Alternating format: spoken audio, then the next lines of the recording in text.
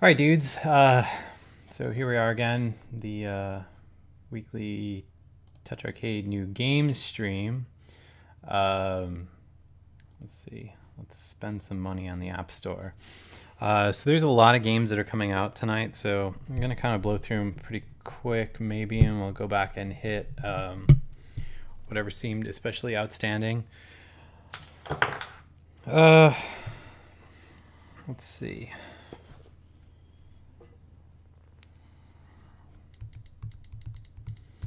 Oops. First game on my list is Botanicula here.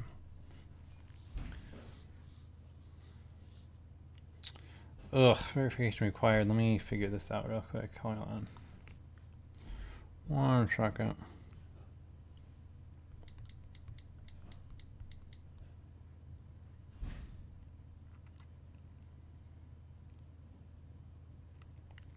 Oh, damn it. What were my security question answers? Let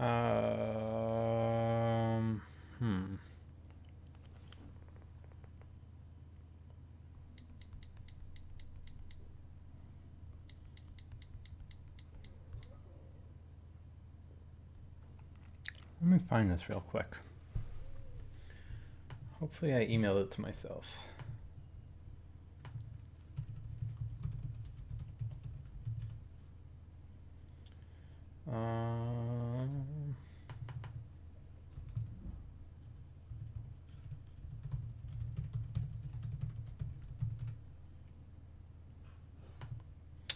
Here we go. Perfect. 1 second. I was really close with my guess.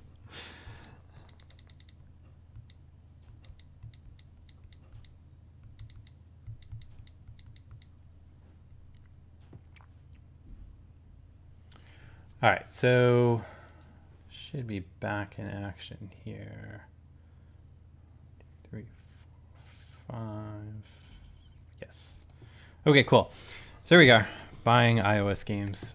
Sorry about the... I'm doing this on my iPad mini, which I haven't used our New Zealand account on yet. Gear Jack Black Hole.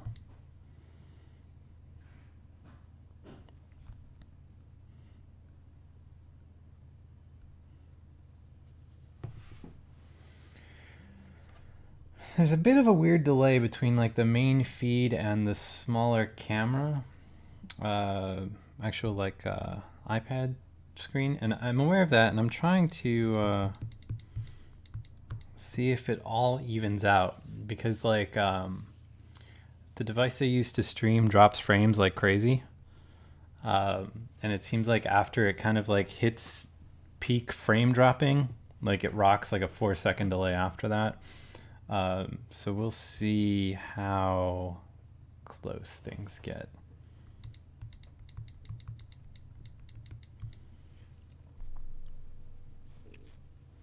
So basically my thought process here is just kind of keep it kind of weirdly delayed like this for now, and we'll see if it all catches up as I stream more. I suppose is possible. Why can't I find this?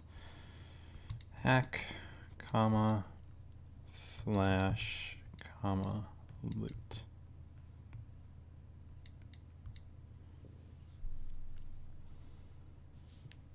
Okay, cool.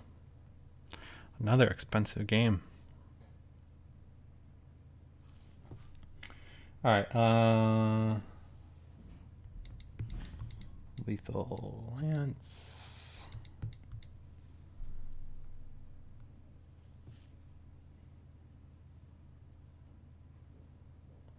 So the App Store seems like it's not really making my thing drop frames yet, but we'll see.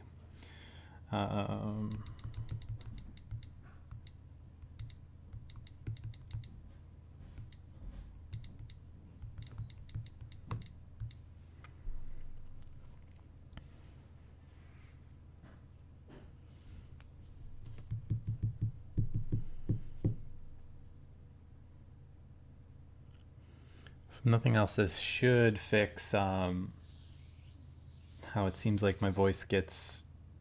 Wait, no, I guess the video gets lagged behind my voice. Now it's the other way around, which I think should even out after a while.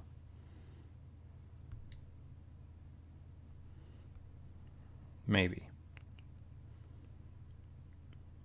Oh, thanks for resubscribing.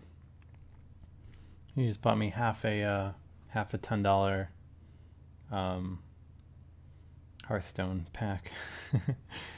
Let's see here. Plaques.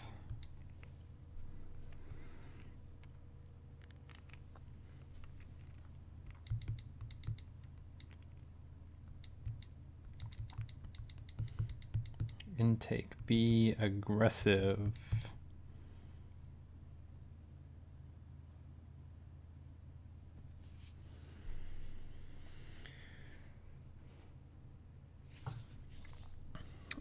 The problem with getting other people to stream is that I have a kind of a complicated setup here that is not as easy as just making sure that your balls are clean and then jumping in.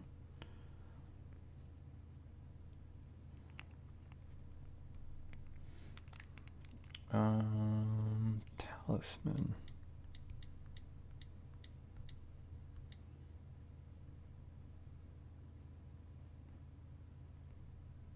Geez, I hope I have enough fart in a spacesuit.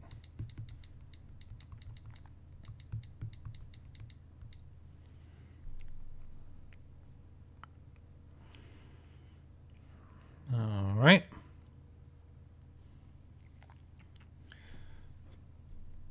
PSI, submarine, combat.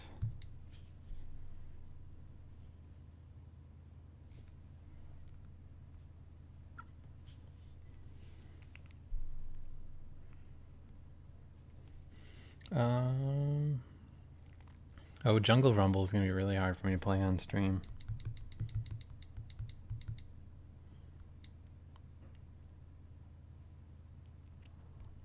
Because that requires hearing the beat. Hopefully it blinks or something, so we'll see.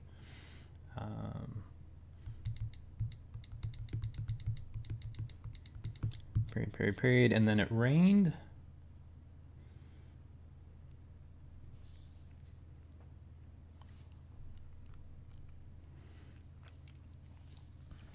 Yeah, lots of games that cost money this week, which I guess is a good thing, right? Maybe, I don't know. So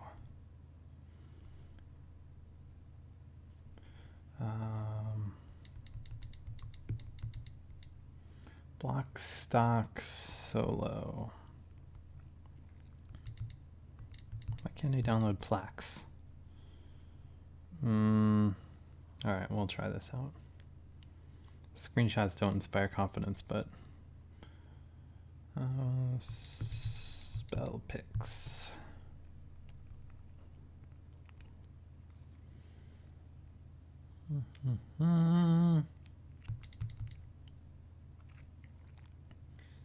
CHANEQUES.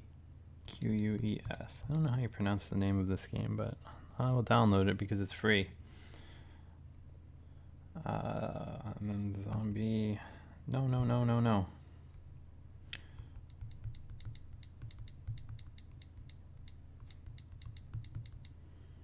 Zombie Gunship Arcade. Alright, let me switch my thing over to the New Zealand store.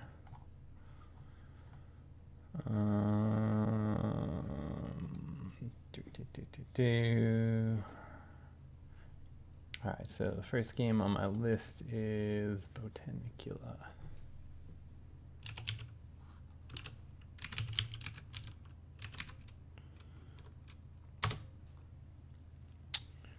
Where the hell is this? Of course, it's not the first thing that comes up. Why would it be? Can I make this scroll more?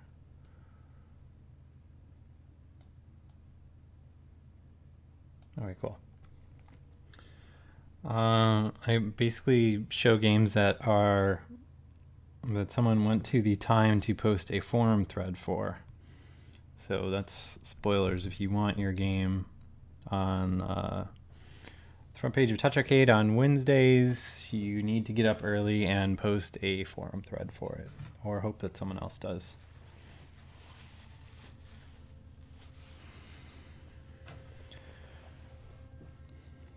Oh man, Hoda Happy Bird is going to be on Android in the next couple days? That's sick. That's the best news I've heard all week. Alright, so let's see what this game's all about.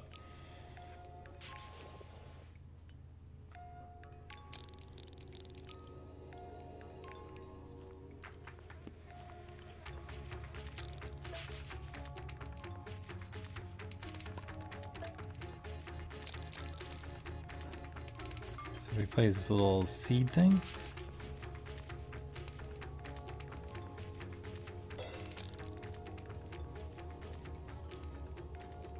Oh, cool, we're growing.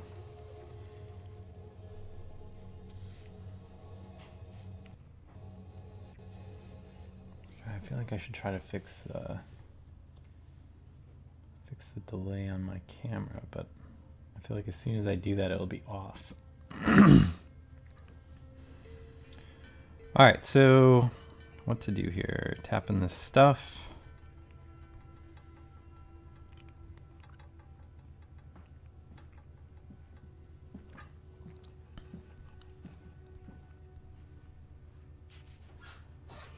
This little black thing is stealing it. I don't know if that's good or bad yet.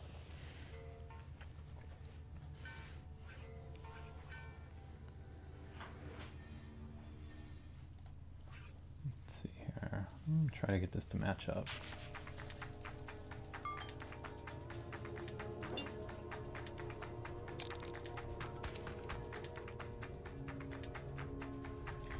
Alright, so we got these little dudes flying around now. Still can't get more.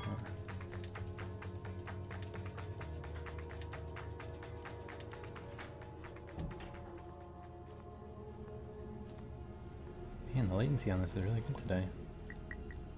I had it all the way up to like a 6-second delay. That's not bad.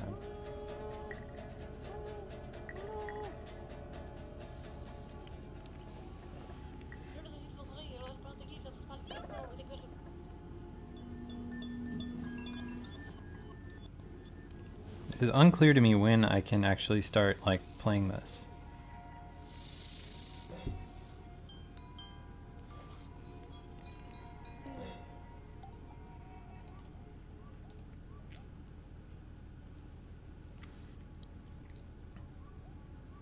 Alright, we're supposed to go this way.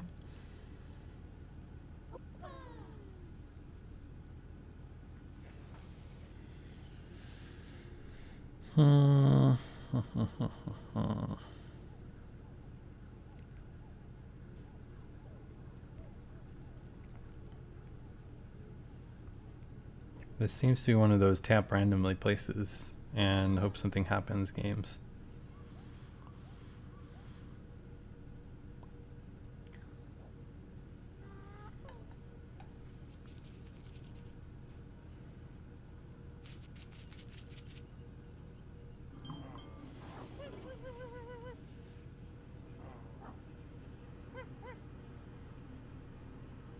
Alright, so I guess we need to find something to scare these dudes away.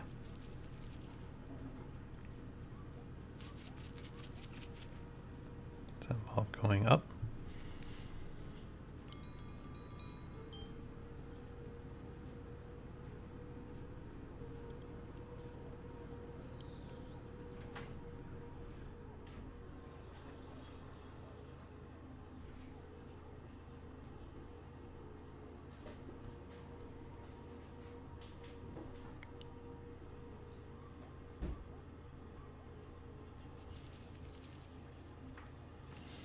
Alright, well, this is pretty cool so far.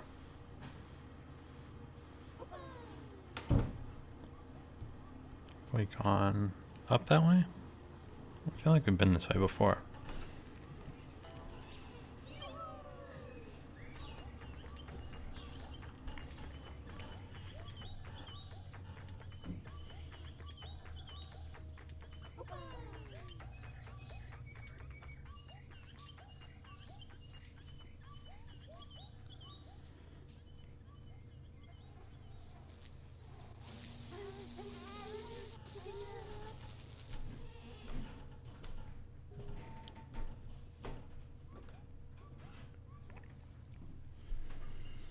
Go in this hole?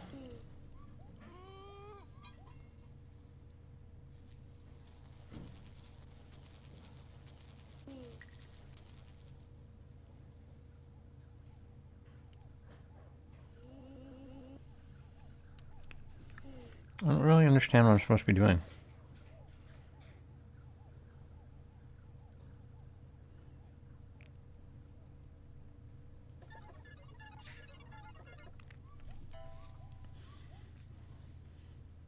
It's like I hope there wasn't like some weirdness with me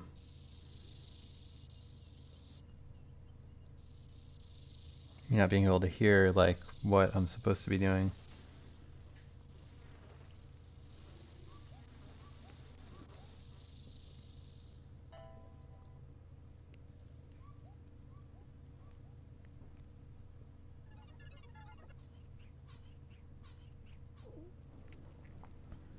I don't know what that's telling me.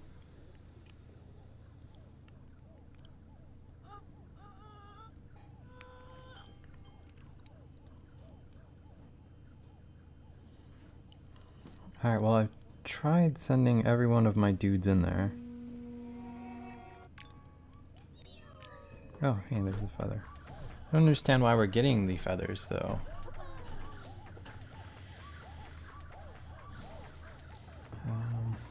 Is there a feather up?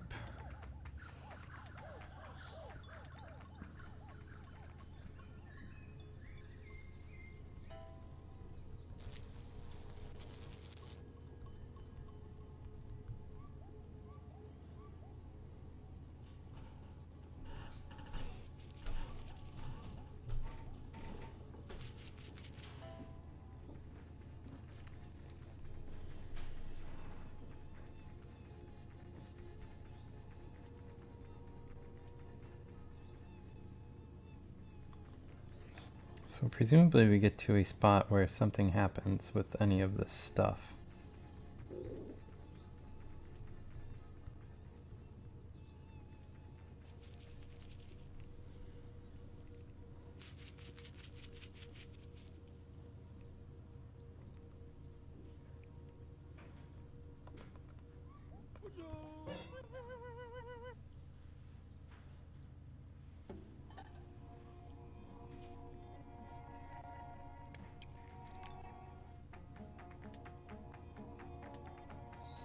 Okay, so we've got our third feather here, whatever this does for us.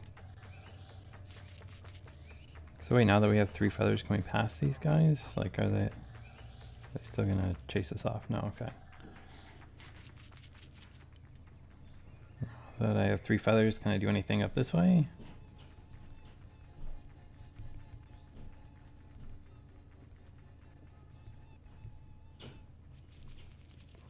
Doesn't look like it.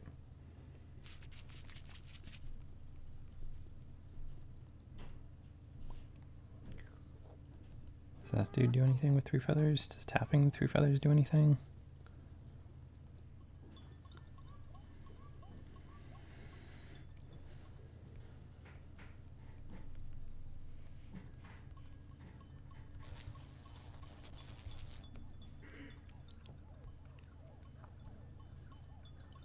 Does this giant thing that flies across do anything? I like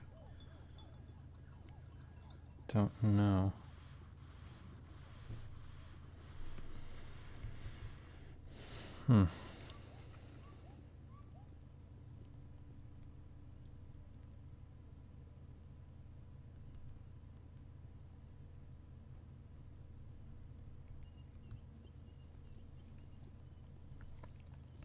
Well, since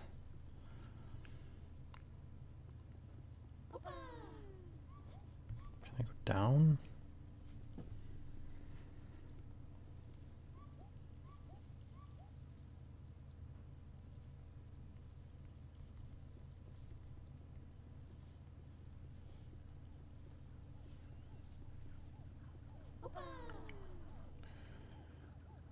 All right, well,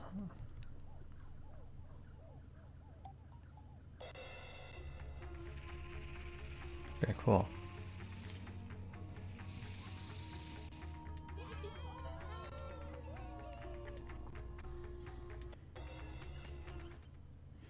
So managed to pass that basically by accident.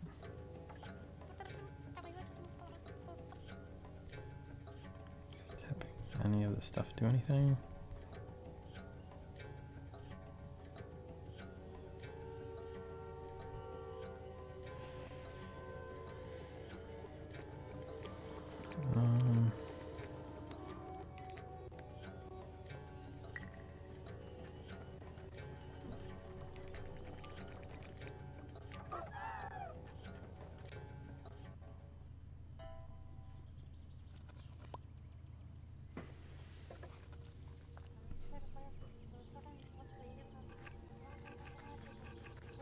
Alright, so these black things are stealing our leaves, I guess.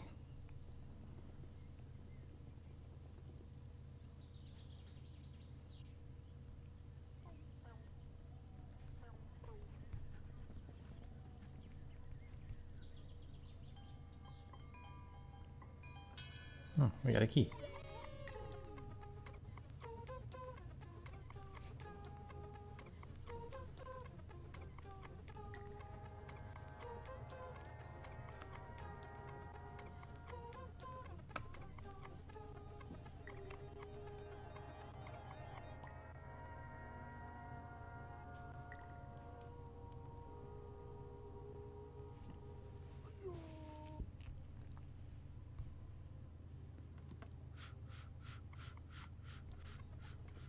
See, I don't really fully understand like what these dudes are supposed to do, so it's kind of hard to be like, oh yeah, I want this guy to do his whatever he does. It's like a whole lot of random tapping.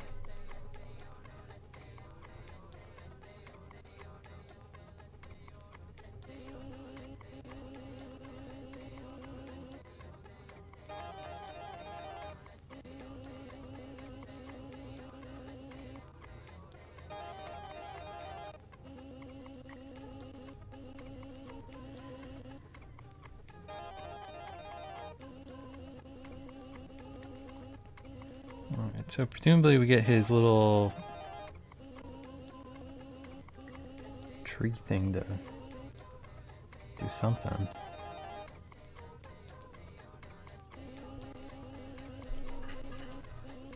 Like, it seems like I'm on the right path, right? But it doesn't seem like anything I do goes deep enough.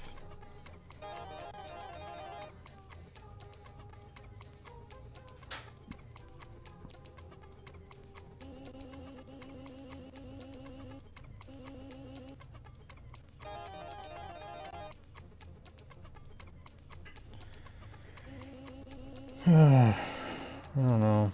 This isn't really my kind of game. Like trial and error based. Alright,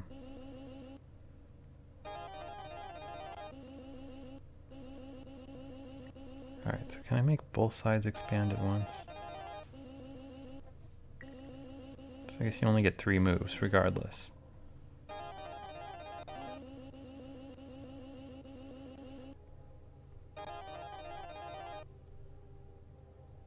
None of them seem to go deep enough.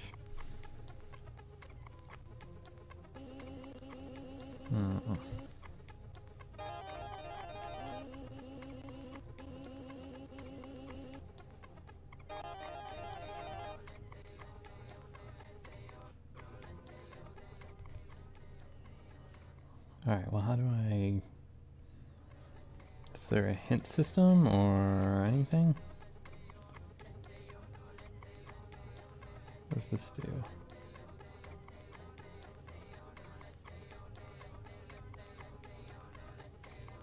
Alright, so it's like menus and stuff.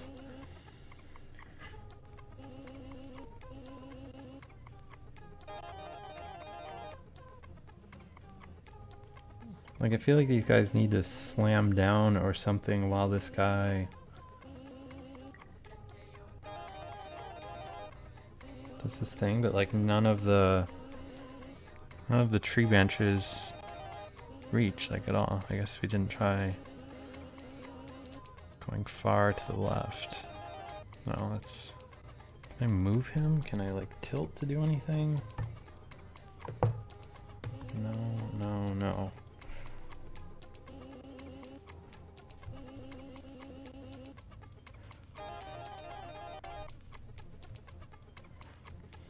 Alright, well, I would say that this is pretty stuck in this, I would say. I don't know, I guess let's move on to, what was the next game on my list? Gear Jack Black Hole.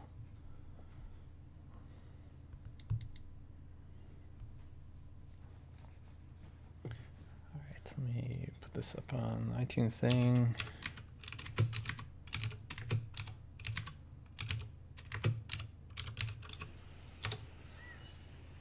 All right. So I believe this is, let's see. Yeah, this is a Crescent Moon game title, so I should expect some big things here.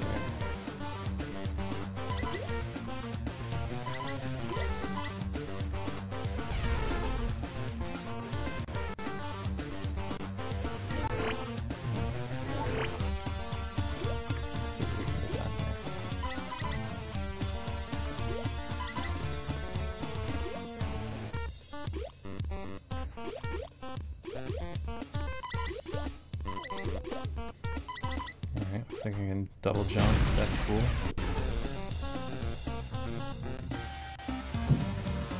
What's the slow down thing? How about Alright, let's play again.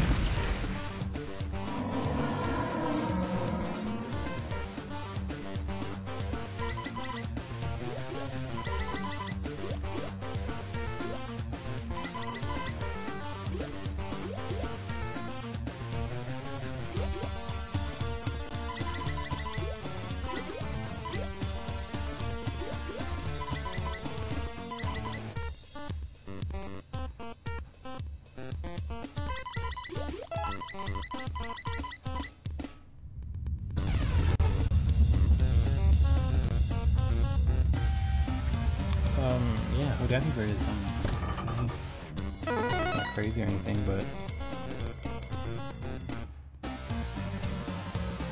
so I don't understand. Do we have like 3 lives there?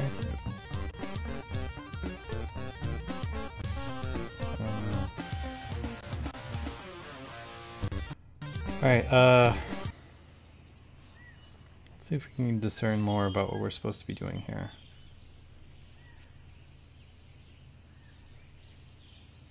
Alright, so I have missions here, 50 gears in a single run, pick up 2 keys, pick up 2 magnets for a reward of a key.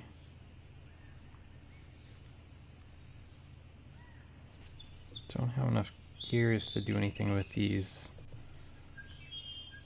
What is no rift all about? Looks like I can buy other costumes and stuff with the gears as well.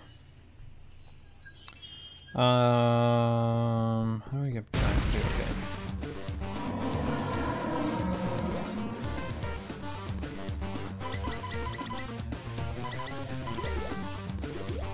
So running from that big dinosaur guy. I guess that's our motivation here. Oh, I should have ducked. Oh no, I don't. Alright, am it's like unclear if I'm spending the premium currency or not. Like my dude kind of like vanishes. Why am I slowing down?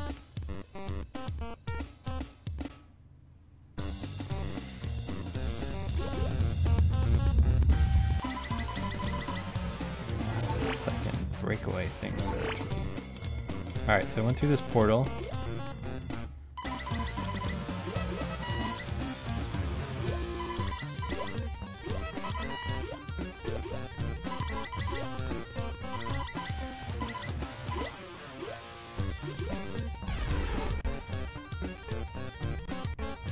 Dead.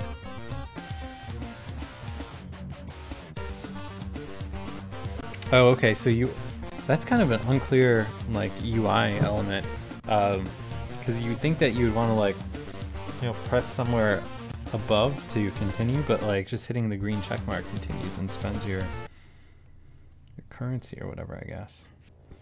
Oh no, we don't want to rush.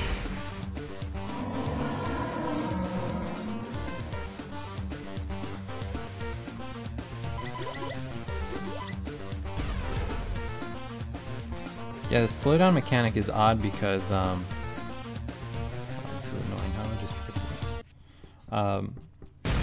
The slowdown mechanic is odd because in these kind of games it's usually all about how fast you can possibly go.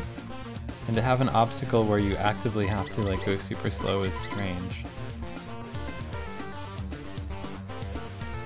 I mean, I guess you gotta do crazy stuff to stand out in the free endless runner world, but it's still kind of weird.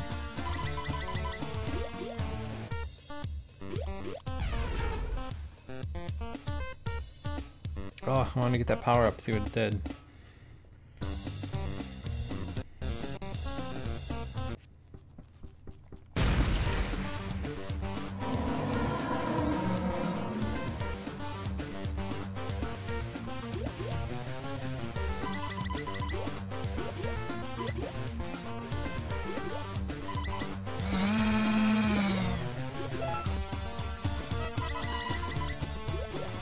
Key, whatever the key does for me.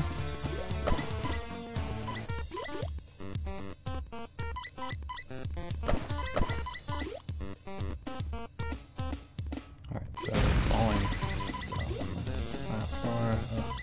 Break it. I mean, this is kind of cool, I guess, but there's a bunch of stuff in it that doesn't make very much sense to me.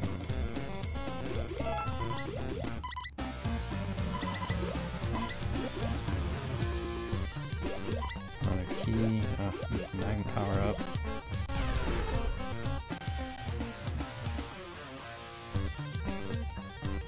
I feel like I ducked in time there, but I guess not.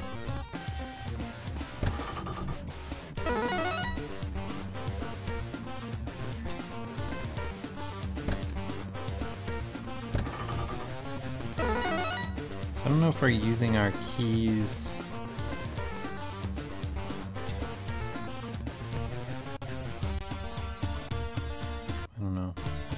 I don't understand.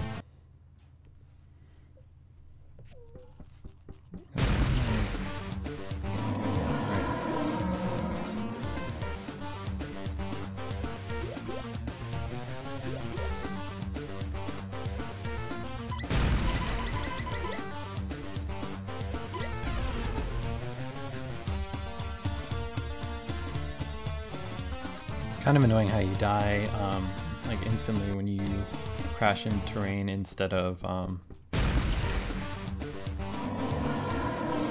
bouncing off of it, slowing down. Like, it doesn't seem like typically in these games, you know, so you're introduced to the thing at the beginning, like this monster is chasing us or whatever, but it doesn't seem like it's chasing us because there's no, I mean, because like we can just slow down like this whenever we feel like it, right? Which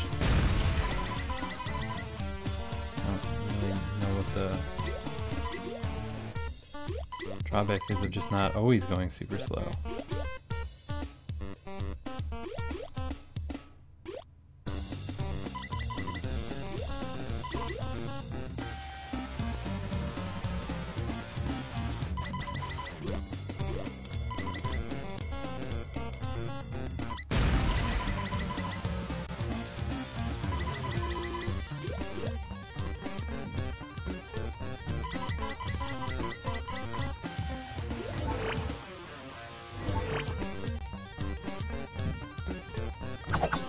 I like the portals are kind of weird how they show up. Like, unless I'm just really stupid, I didn't see the portal there. I guess I'll have to look after this. Oh shit, dead.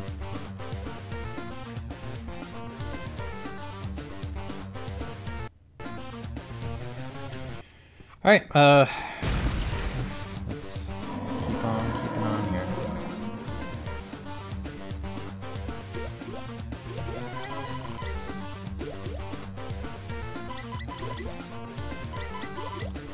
So I got something there. I don't know if it's like, you would think that something like that would be a power-up, but I guess it's not.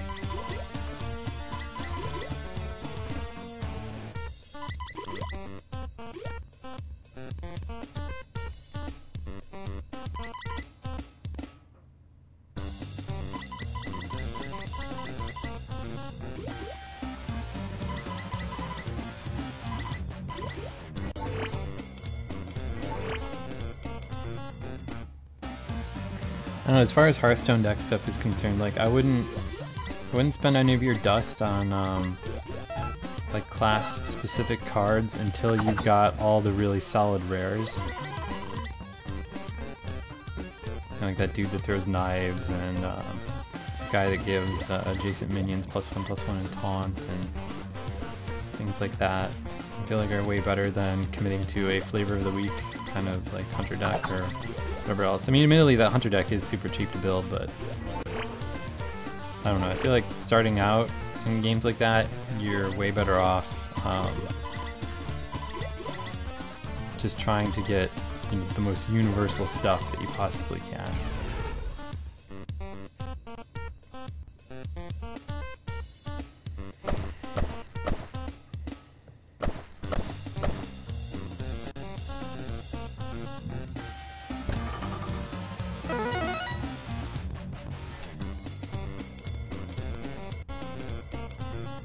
So we got another one of those weird gear things. I'm not really sure what those do. But whatever. I keep accidentally hitting the... I don't know if that's popping up because of something I'm doing or what the deal is, but...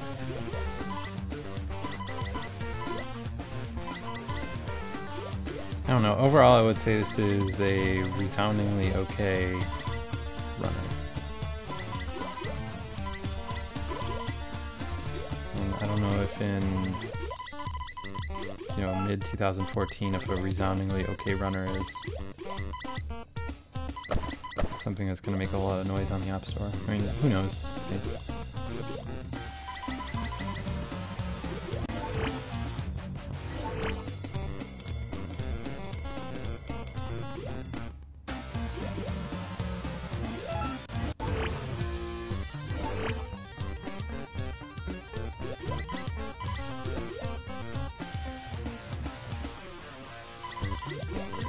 So far I've only had to use the slow thing a couple times. I don't really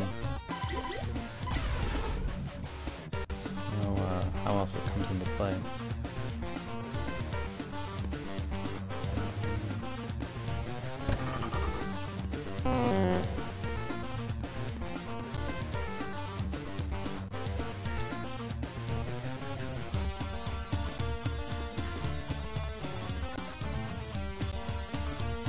Okay, so can I spend some coins on stuff? No, let's see if it makes any difference. Alright,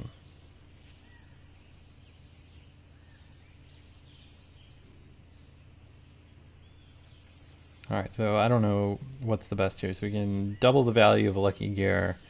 3% chance to teleport away before dying. That seems pretty good. So next time we do that, we'll get 6%.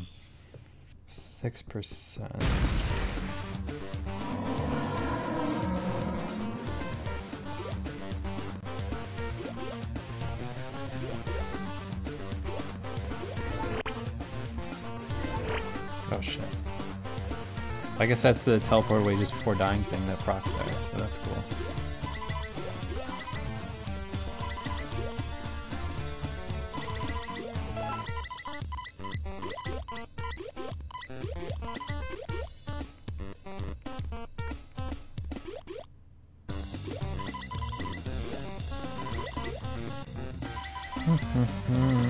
I'll just do another run or two of this and then move on to something else. This isn't really changing my life or anything.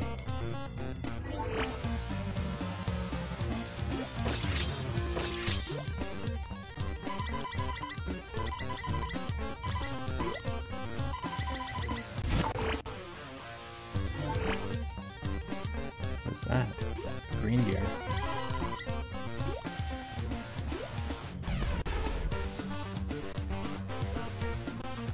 Nope, dead.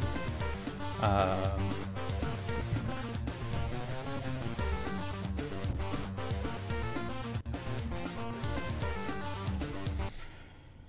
Move on to what's next on my list here. Super Frog HD.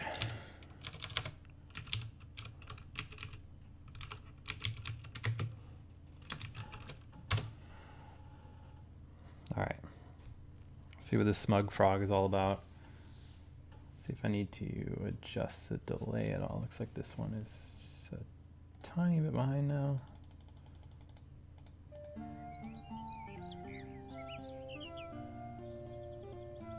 Alright, cool. So once upon a time in the magical kingdom, there lived a happy prince and his beautiful bride-to-be. Is this voiced over? So I don't have to read it. But in the dark recess of a horribly spooky castle, an evil witch plots the downfall of our loving couple. The jealous witch decides to spoil things and sets off on her broomstick, kidnapping the princess and turning the prince into a frog. Oh dear, things are not looking good for our once regal, yet now slimy chum. Banished to the riverbank, the poor frog has no idea of the fate that lies before him. Luckily, our hero finds a magic potion floating in the river of despair. This will surely give him the courage to face the evil witch and rescue his bride.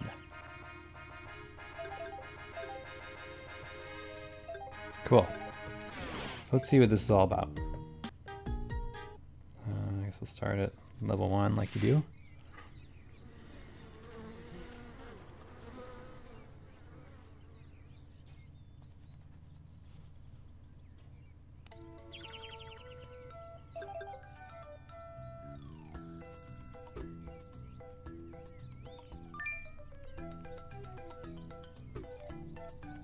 The controls seem kind of floaty.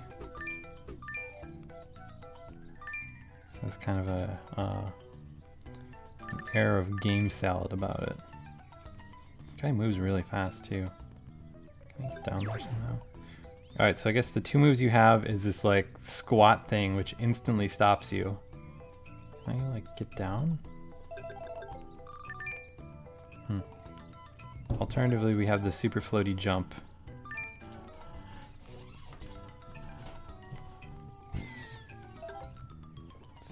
Bounce on these bees. Okay, so you can kill the stuff by jumping on it, but you don't get any kind of additional bounce.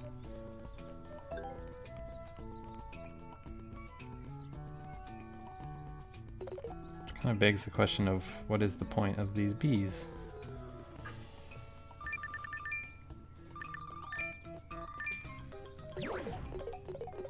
Alright, so danger is apparently this way based on... Oh, that's cool.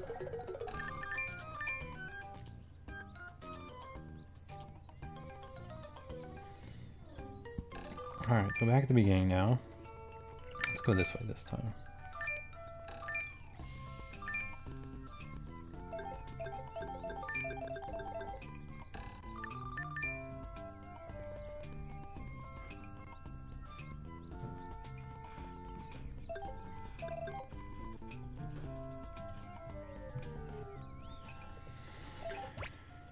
Okay, so again, this kind of seems like another, like, I don't know if I want to say dud, but not quite as amazing. Oh, you have this parachute thing too. Alright, that's good to know.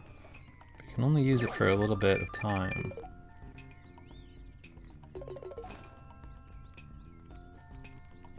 See, what's interesting to me about games like this is that, so this game, I mean, like when you think of the App Store as like, you know, imagine the App Store as like a GameStop or something like that.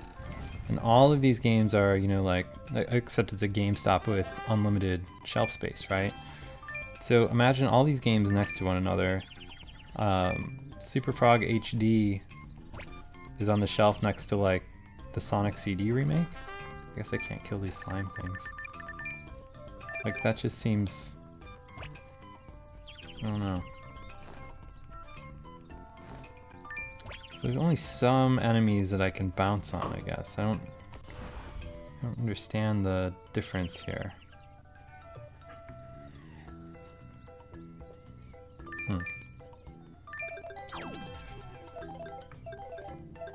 It's like I could bounce on bees just fine, but these slimes touching them seems to hurt me.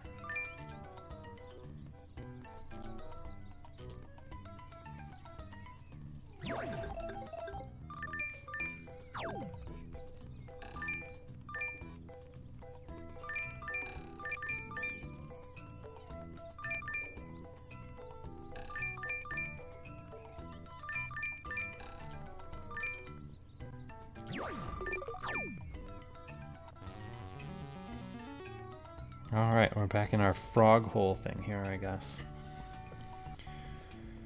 So, let's see what level 2 is like. I want to judge the game based on level 1 here. So, welcome to the all-new, all-brilliant Super Frog Fruit Machine. Spend your hard-earned coins here. Are you feeling lucky? Okay. Yeah, okay.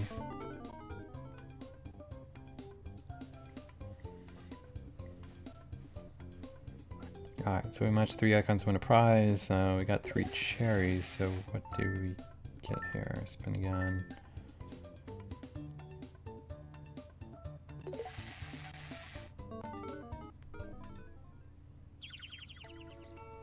Alright, so I guess I got nothing from that.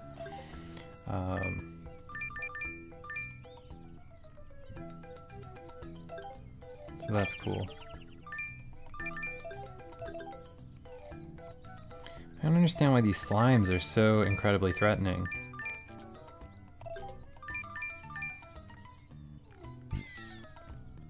It's like you are a super frog and you can jump on bees. Bees are fine. Slimes, look out.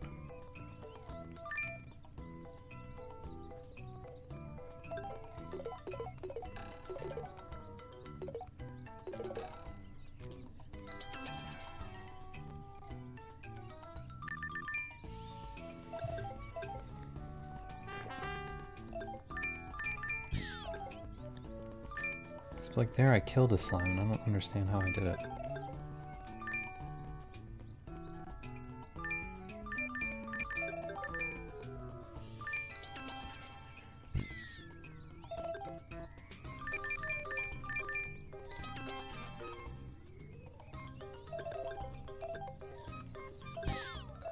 Well, if nothing else, I guess we can plow through all these games and just play Hearthstone.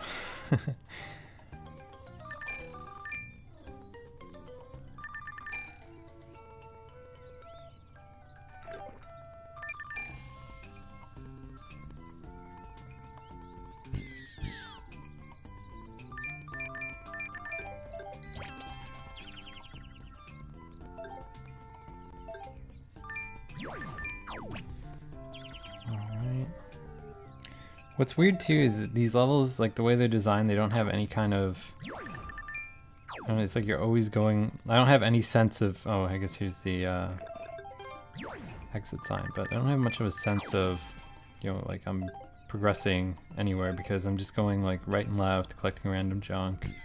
Everything sort of looks the same and feels the same, so it's not like...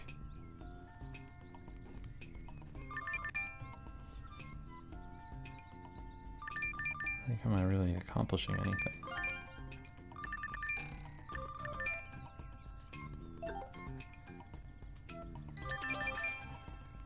So presumably I can't jump on that hedgehog. Not even gonna try, considering that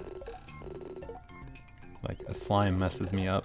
So it's not something like a bee. It doesn't seem like it's worth attacking.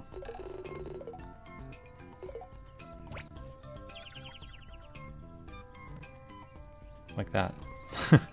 Jumping on that slime from an entire screen away, not great.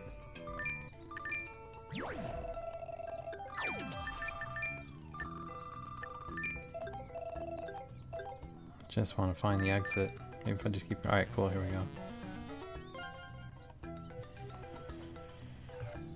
we go. So, not very exciting on the old Super Frog HD, I guess. Bring my camera up a little bit more. So let's move on. We'll find something good. Hack slash loot, I guess is this one. All right, so this is a $4.99 game. $4.99 US.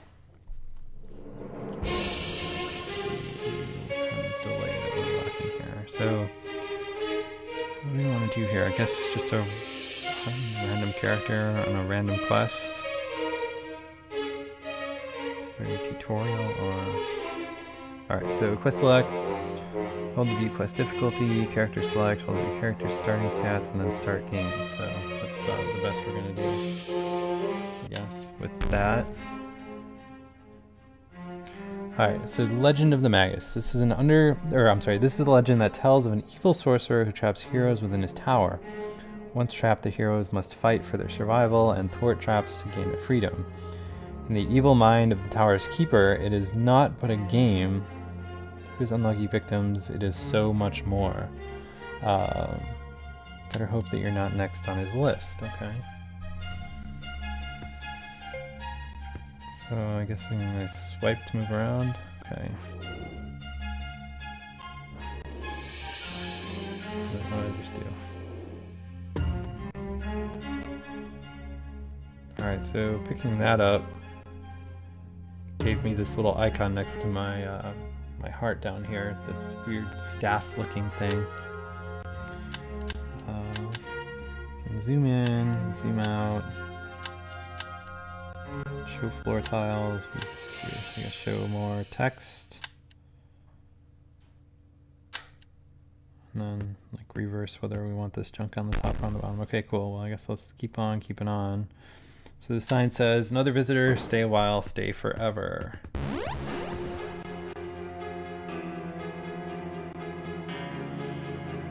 Ranger staff. Can I shoot with my staff? Or how do I do this? Okay, cool.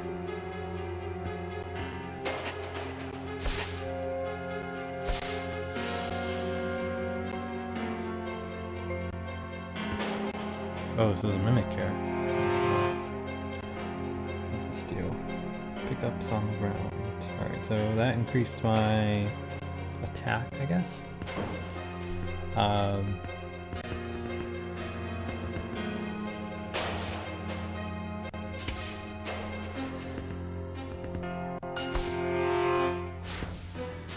Cool how you can use your staff. But I feel like am I burning through some kind of resource that I don't understand yet? Okay, cool. So I got a helmet.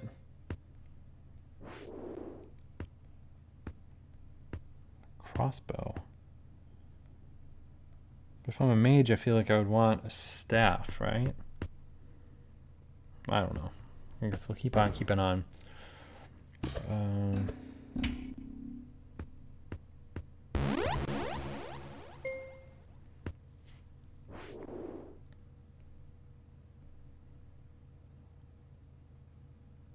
Okay, so I swapped my cross for a tome. What did that do for me? I don't know.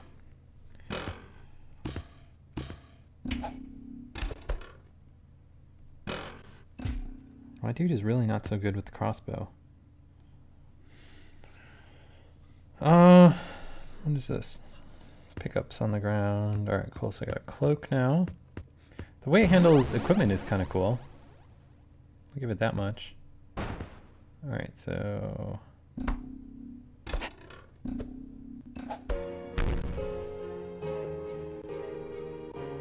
Oh, I'm dead.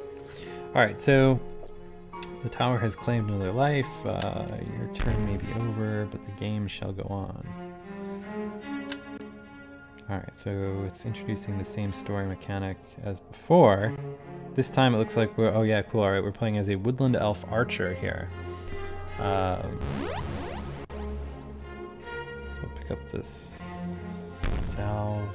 Gives the archer 5 health. Alright, and then we saw the same sign from the beginning here. As well. Start shooting my bow.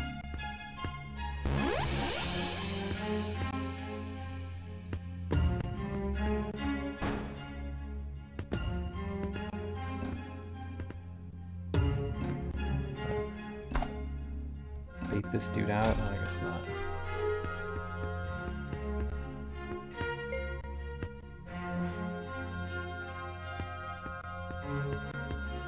Alright, got a keep. That's good.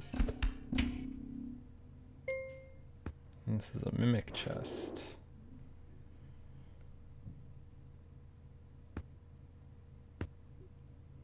So the robe I swapped from my chest gives me some kind of roll to drop an item. Oh shit. All right, so I guess I can move on the diagonal here, which that's good to know.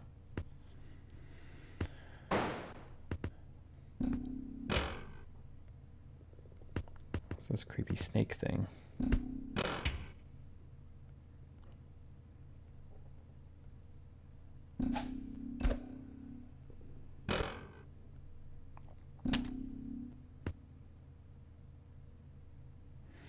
All right, so far so good. I have 4 hearts left, I guess. That doesn't seem primo. And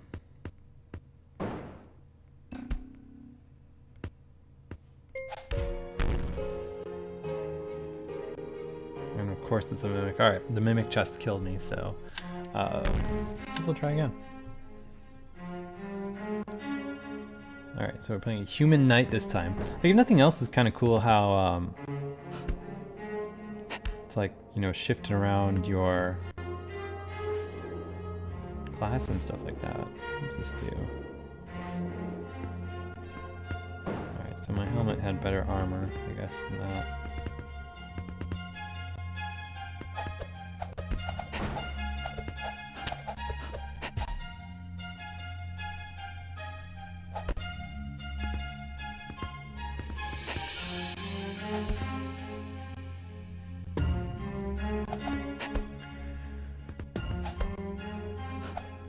Yeah, I guess this is basically a $5 net hack, although someone was saying that it's from the PC, so... Alright, so that got me 5 attack, I guess?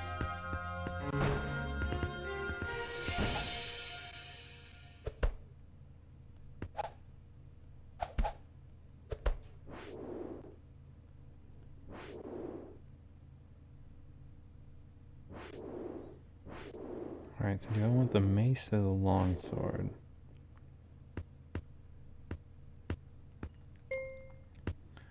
I don't know. Probably don't want a bow as a dude.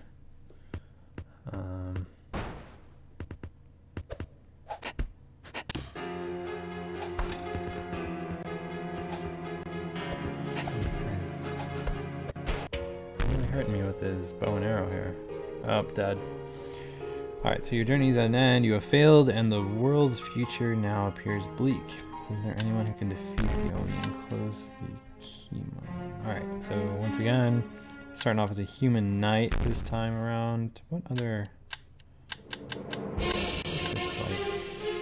Oh, cool. So you can play random quests or these different ones. I guess we can stick with random. So the 4 character classes that I apparently have so far: the Saracen, the Archer, the Wizard, the Knight, and random. So just do random, I guess. I'm trying to figure out how you like turn the difficulty down, because I'm playing on normal mode right now and I think we're just getting smoked out. Yeah, see, because like this says difficulty taxing up here.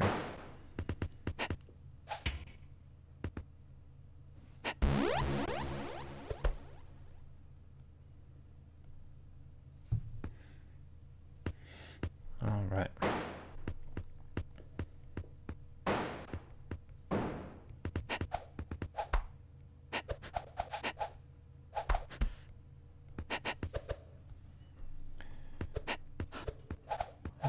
These guys are fighting up here. I guess I can just kind of leave them alone.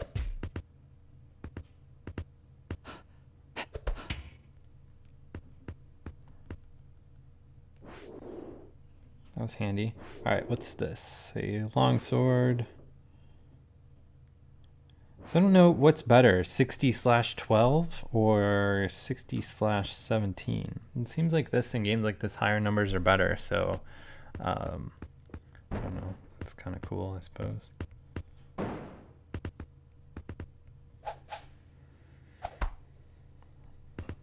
Although maybe this is the only RPG where lower numbers are actually better. I'm kind of like gimping myself by not taking all this. Alright, what's this? 53/1 seems higher than 50/0.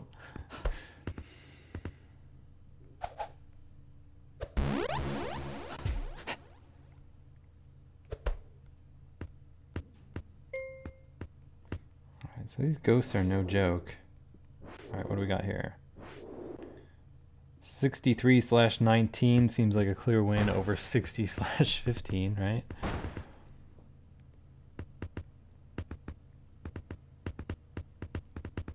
Are these guys not aggressive? I guess not. Alright, come this way, little dudes.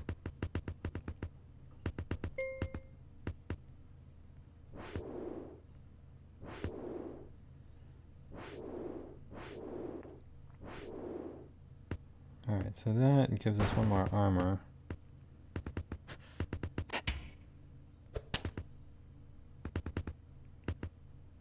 I really don't understand why these guys are following me. Like they don't show up as stuff that can be attacked.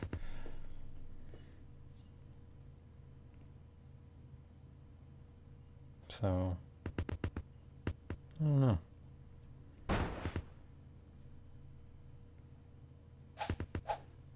Down more.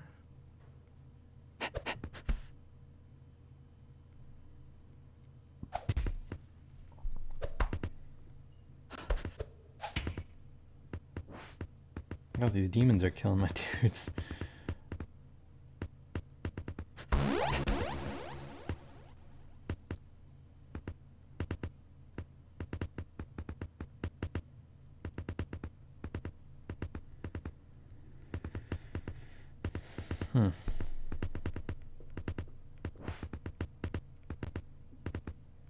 So again, don't really understand why these guys are following me. But they don't seem to be hurting me, so that's good, I suppose. Oh, cool, they're fighting for me. Except then they turn into ghosts and are arguably worse than when they are around. Alright, so what's this quarterstaff all about? I think 63/19 on my sword is better. Maybe?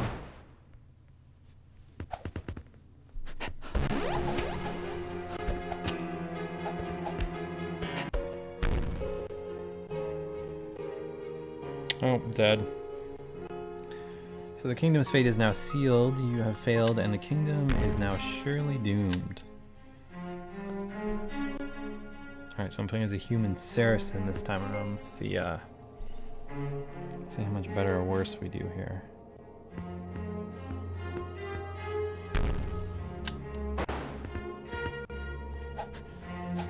Alright, this dude's got some kind of shield on him.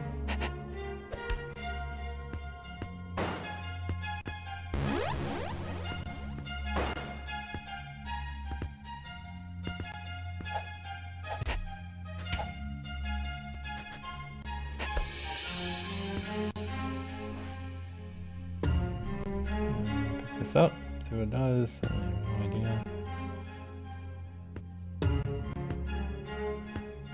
Other than it's a offhand item. That's right, there are more mimics in this game than anything. Alright, I used a scroll and they got more melee attack power. Oh, it doesn't seem to be doing me a whole lot of good against this dwarf guy. Already down to 10 health. And looks like I'm about to be surrounded.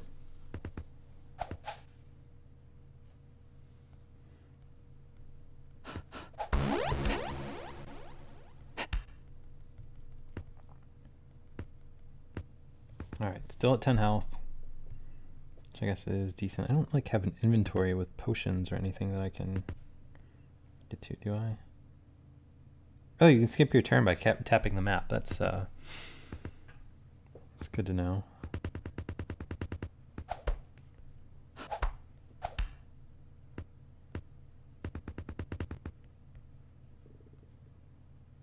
And you can also quickly move to anywhere you want on the map. Except like you're working with tapping the map itself, so like it's pretty imprecise as far as like where you want to go.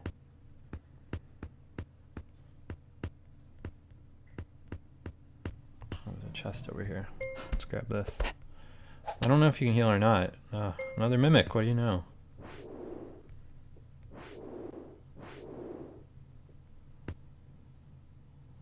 Alright, so the necklace seems to increase my stats. Scroll gives you more magic. The glyph did so cool, that glyph healed me up. Alright, so skip turns a little bit so he's gotta get closer. Do some attacking here.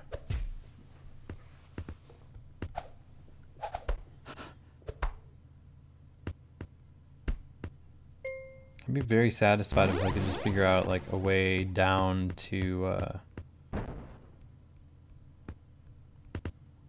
the next level or wherever the hell I'm supposed to be going.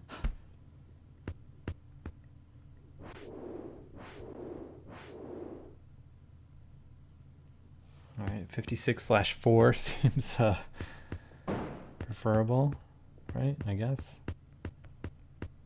Alright, so that's where we came from.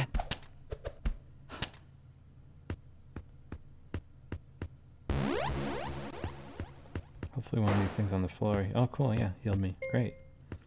This is turning into a pretty decent run.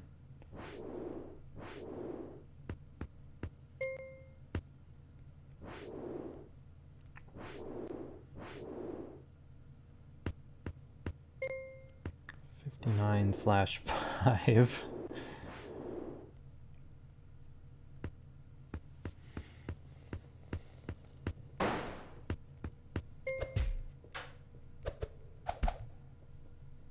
Another mimic.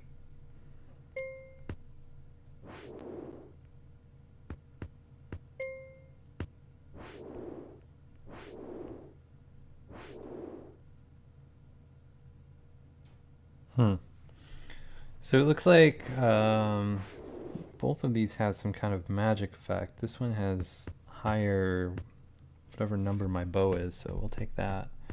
Looks like we're kind of capped out as far as where we can go here. I guess let's run over this way.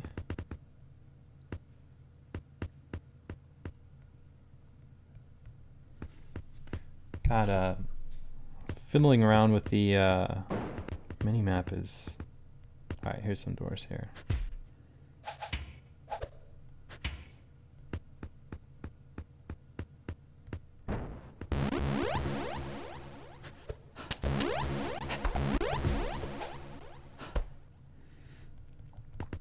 Alright, tap and swing still.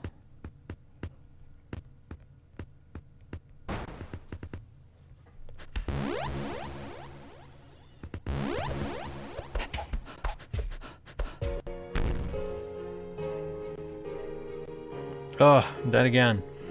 Towers claim another life. Your turn may be over, but the game shall go on. I don't know how compelling this is. I guess if you really like the PC version and want the game on your iPad or iPhone or whatever, I mean that's cool, I guess. All right, let's check out Lethal Lance.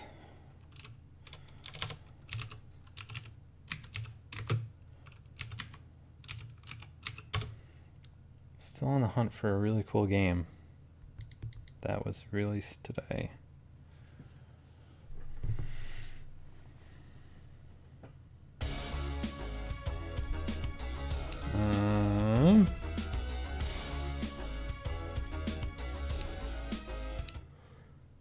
I guess, all right, let's see what this is all about.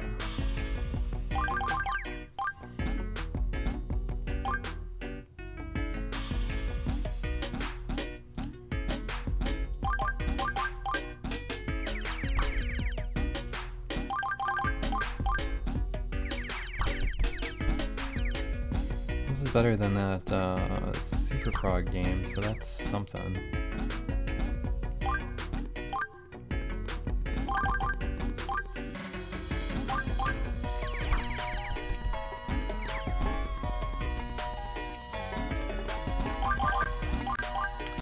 Find a lamp, it's close, alright.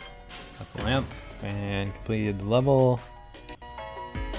All 3 stars.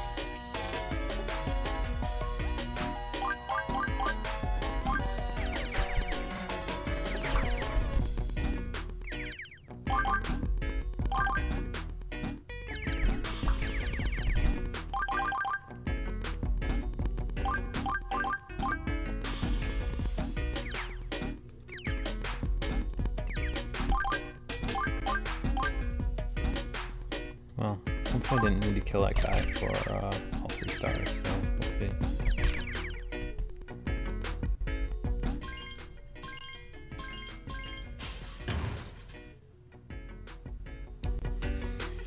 Alright, so 3 out of 3 again.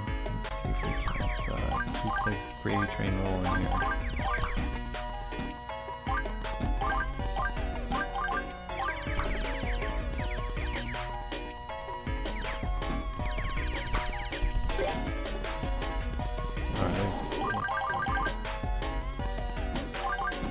So keys to get through doors, and we're up and around.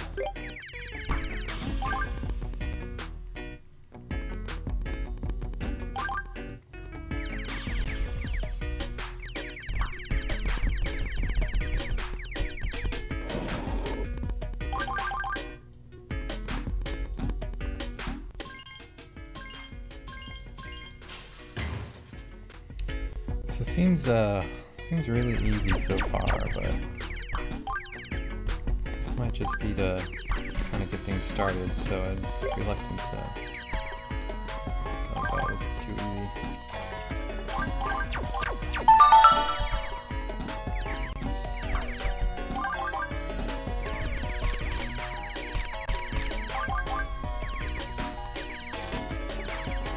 Thanks for resubscribing, Maxroll.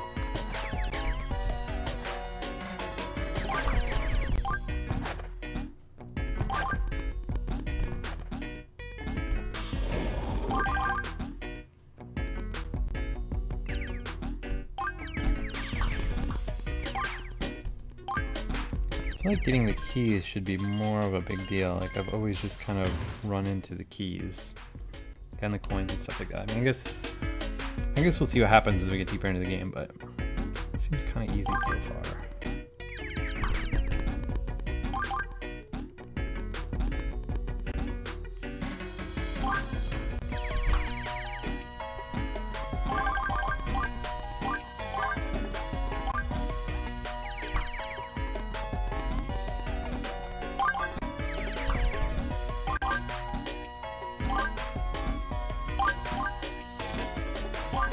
That's kind of annoying that like I made all these adjustments for the insane amount of lag I was getting last time I streamed Hearthstone in regards to like how far behind the like the actual game footage my one camera was, and this time it's like spot on. So the camera for me and my actual microphone is synced to what I was estimating the video lag to be. So me actually talking is about let's see,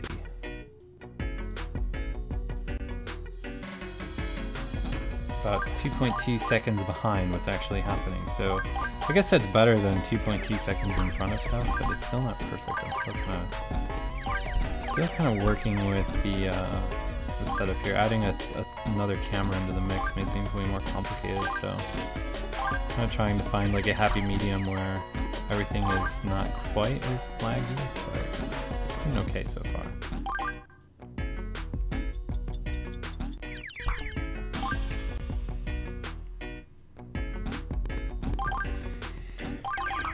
Alright. Missed that one coin because I jumped on that guy.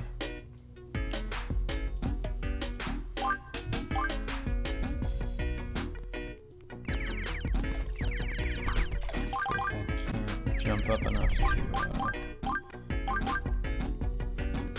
do, so whatever. Keep on keeping on.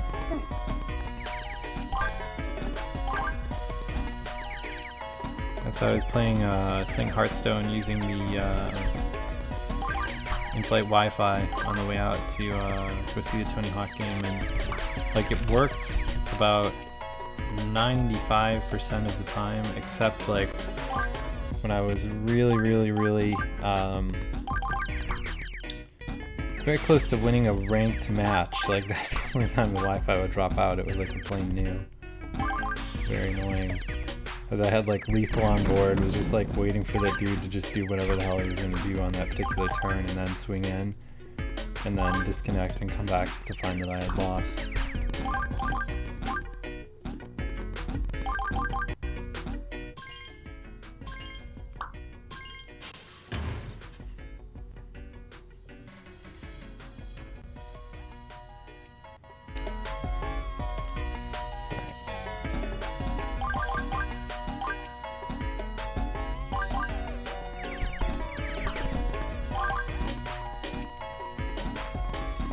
I don't know, this game isn't not changing my life, but at the same time it's way better than that other platformer that we saw today. So grading on the curve of today's iOS game releases, this is pretty good. Grading with the rest of the App Store in mind, I don't know, I guess we'll see.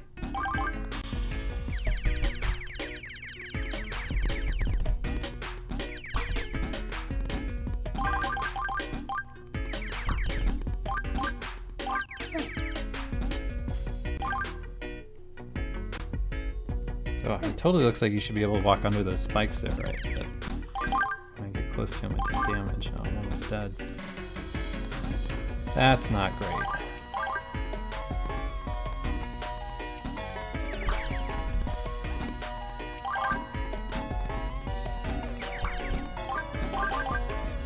I mean, the levels are probably purposefully short. You know, being a mobile game and all, like, you can't really demand too much of your, like, oh shit, I need to jump on that. Can I still complete this? Anyway, being a mobile game, you can't really, like, expect too much in regards to how long people have for their particular play sessions.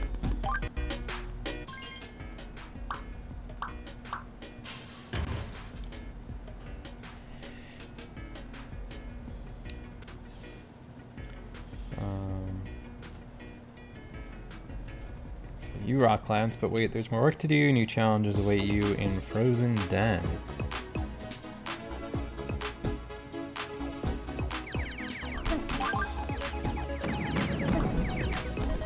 Oh, of course I jumped right onto some spikes.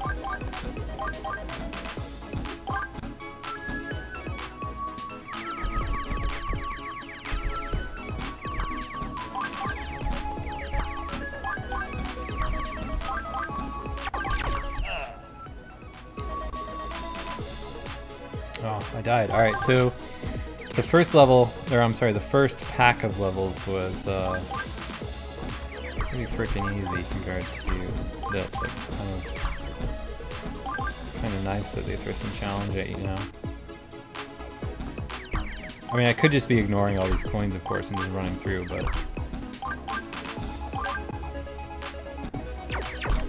not a whole lot of point in doing that.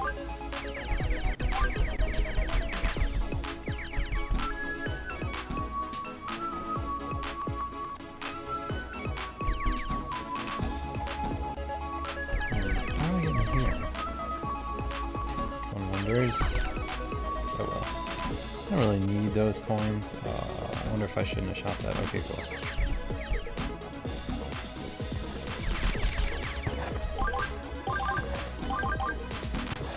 I'm kind of curious about the weapons and power-up things myself. Like, so far it seems kind of one-dimensional.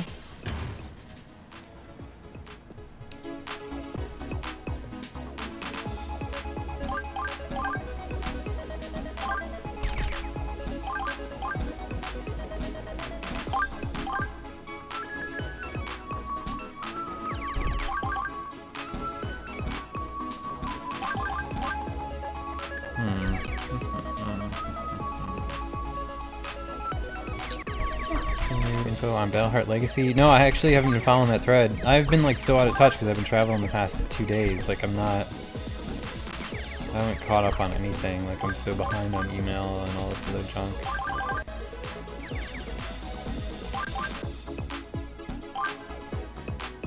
My Game Center name is just Eli. ELI.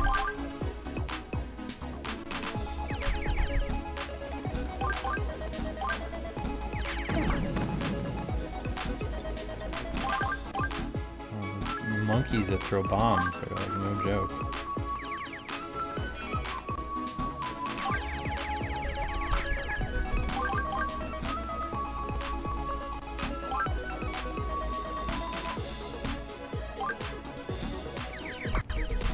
I've been working on putting together a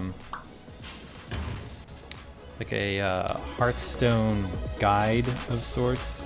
It's like I've kind of come to the realization that let me fix this stupid camera.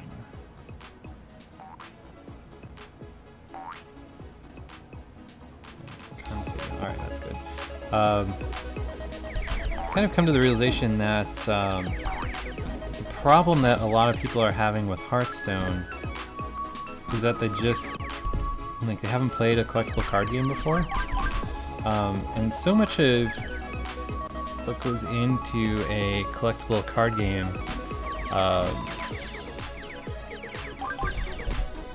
like you kind of learn from the social aspect of playing a collectible card game. Like, you know, when you're playing Magic or whatever and you're a new player and you get totally smoked out by someone, like for instance, if I'm at like Friday Night Magic or something like that, and I haven't been in a really long time, so probably not the best person to give advice as I used to be on Magic, but like, you know, you play a new dude that's like there for the first time, and with your, you know, deck that you put together because you know the game and stuff like that, it's usually a walk in the park to beat someone like that. I don't know where I'm supposed to go. Anyway, so typically you play I guess either 45-minute or 60-minute rounds in Magic, and if you're playing someone that has never played before, chances are you're going to beat them in like 5 minutes, and then you have the rest of the time to just sit there and stare at each other. Alternatively, you can like help people with their deck and stuff like that, which I don't know, I always like doing. So you know, like after I beat a new player like really bad, like usually I will you know, take their deck and like kind of fan it out on the table, put their cards into stacks, like show them how the mana curve works, and like cards that maybe aren't so great that shouldn't be in their deck that they think are really great. I guess I can just jump up, that makes this way easier. And stuff like that. So there's like, you're always learning when you're playing a collectible card game that you're playing in person with other people, because you know the whole game requires communication with someone else. So you're always talking, always trading tips and stuff like that. But in a game like Hearthstone, they actually purposefully made it so you can't chat, which, you know, I'm sure on paper seemed like a great idea, because they're like, what's the biggest problem with online gaming? And of course it's like chat abuse, right? I mean, that's what makes League of Legends terrible, that's what makes Xbox Live terrible, stuff like that. It's just like how totally shitty people are to each other when they you know, have like the veil of being totally anonymous on the internet, playing against you know, people they're never going to see or never going to, you know, basically never going to need to deal with in real life, so they can just kind of let you have it. So no chat in Hearthstone, which, you know, as I was saying, removes all the abuse factors, right? At the same time, I feel like a lot of people get the impression that they're losing based on luck, or because someone has better cards, or anything else like that. And you know, you see that a lot of the time in kind of like beginner Magic players being like, oh, that was so lucky, or whatever else. But really playing a collectible card game is all about mitigating that luck factor as much as you possibly can. So without the ability to, you know, chat after the match, you never really pick up on that kind of stuff, I guess. Which makes it sort of hard for you to learn the game if you never have the you know, never have a reason to go out and like research all this. All right, let's check out Bridge Constructor Medieval.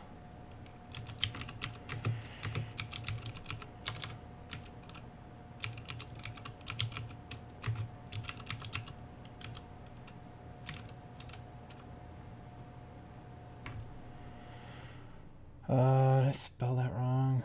I-E-V-A-L. Oh, it's Bridge Constructor, not Bride Constructor.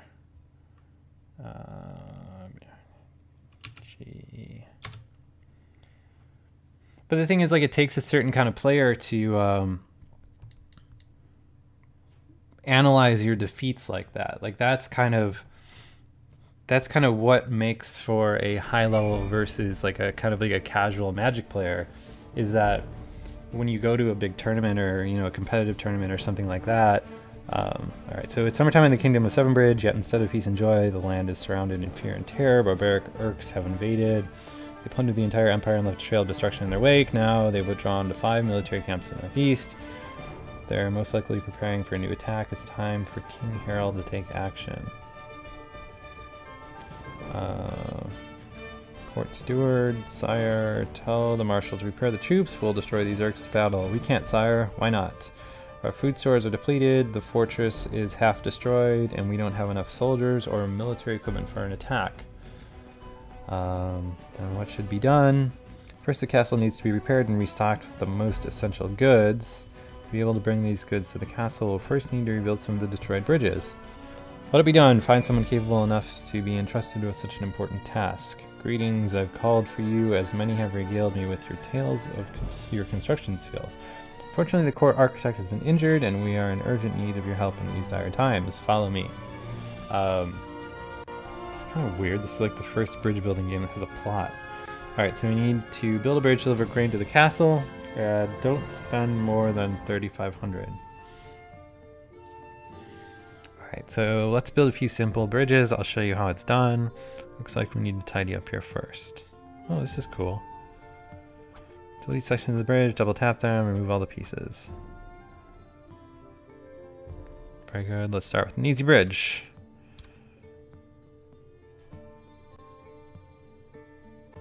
Okay. Oh. Very good. The first bridge is finished. Now we need another bridge over the second gorge. I already did that though, so I guess let me do it again. Alright, longer bridges need supporting structures so they don't collapse. Build a bridge in the middle. Choose a sturdy wood material for this. Okay. Thick wooden beams are more expensive than normal wood, but they offer more stability, and the individual elements can be longer. Okay. Good, that looks stable. Now let's test the bridge. Press the play button to let the wagon convoy across the bridge. The problem with toxic players, though, is like even with an ignore function or whatever, it's like even like I feel like just everything that's said before you can even hit ignore is so it can just like totally spoil your evening, right? Like I don't know, I kind of prefer not having chat because like I don't need to hear, you know, how terrible people are on the internet. Like I've been doing that for a decade or whatever. Alright, so build a bridge and deliver fresh fish to the castle. Don't spend more than 14,000. Alright, so now build a bridge yourself. It's best to start with pieces of equal length for your road and then support them beneath with thick wooden beams.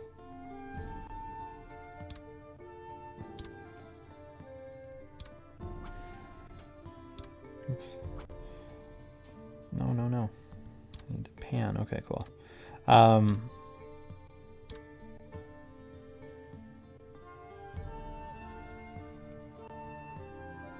My wooden beams here now. Alright, so that seems like a solid.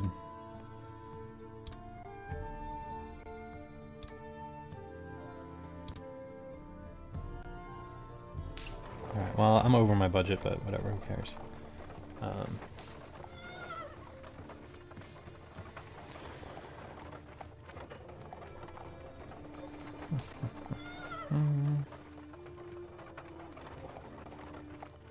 So this seems to be very much like every bridge builder ever. Yeah, I think the Tony Hawk game will be good when it's out. Like, I don't know. You know, people need to make up their own mind, but it seemed fun while I played a bit. You know, it's gonna like basically scratch that same itch as like Temple Run. Alright, so build a bridge to deliver to the castle. Don't spend more than 20,000 coins. Alright, so now let's go get to know other materials in bridge construction: stone pillars and ropes. Alright, stone pillars are indestructible, but they're also very expensive. Pillars made from stone can only be built from yellow anchor points. Note, a stone pillar must always be built in one piece. Okay.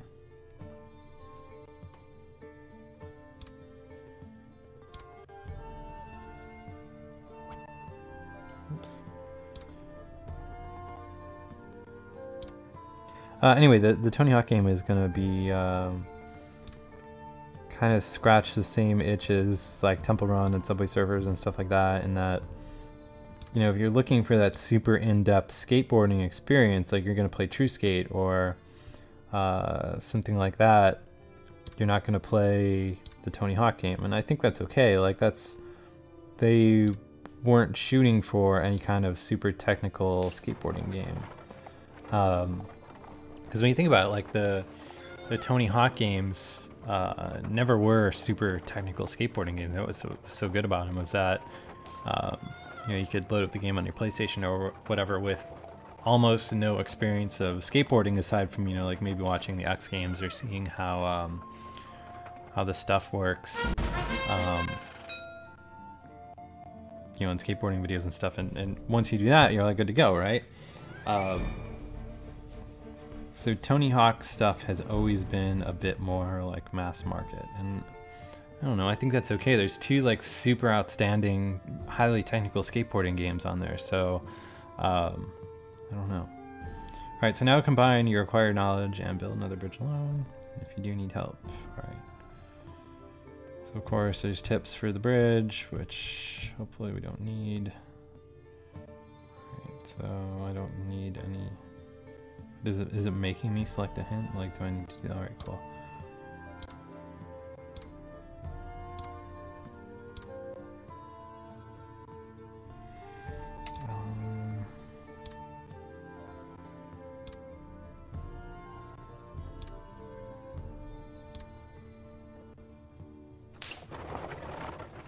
I don't know if that's gonna work. We'll try it.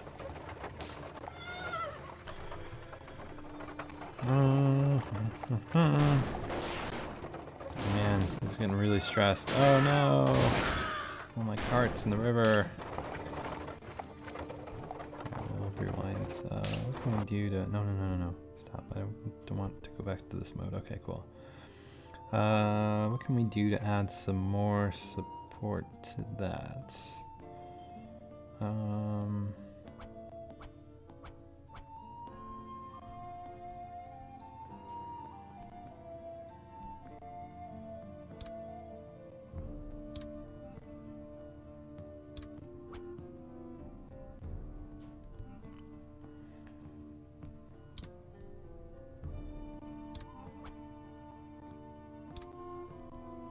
This is like the stupidest bridge that has ever been built.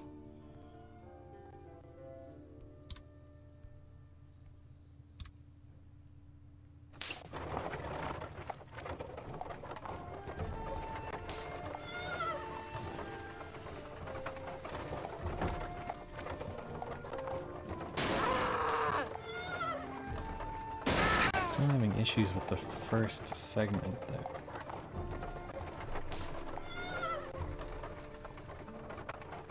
Only two of my horses got across.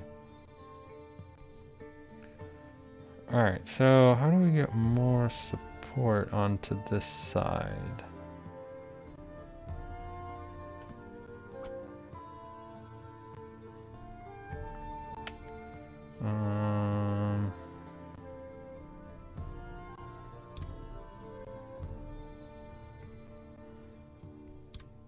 Let's try this.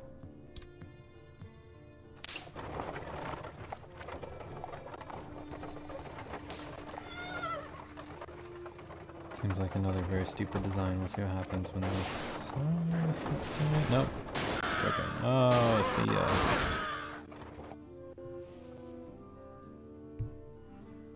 Alright, let's see what it wants me to do. I'll buy a hint, sure.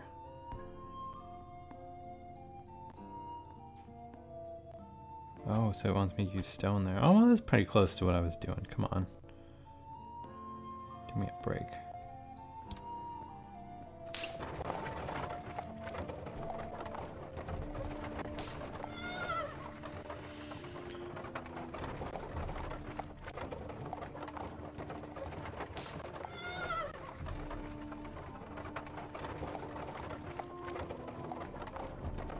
That was really close to what I was doing.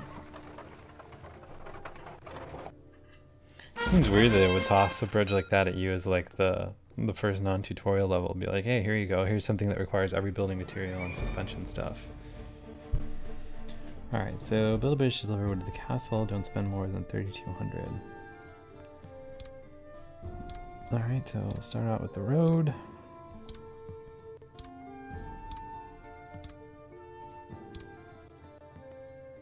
I feel like I kind of need to build a huge suspension bridge for this, right?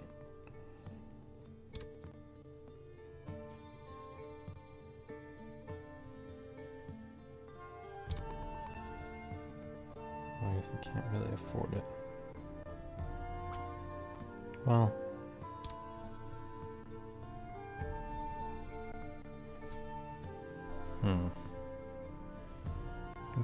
let's see how wild things get once I start adding, oh, no ropes on this, huh?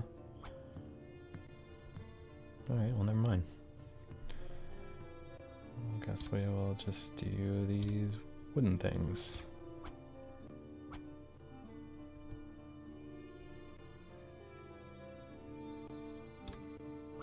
We can't reach that. I wonder if we're able to do...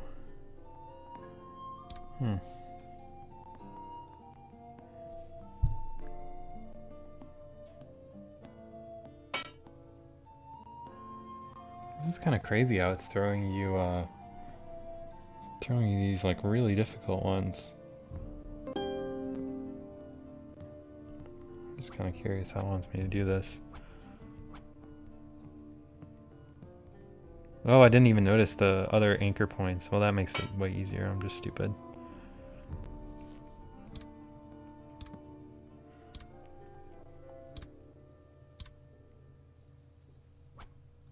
But come on, that is like kind of tricky for level 3, right?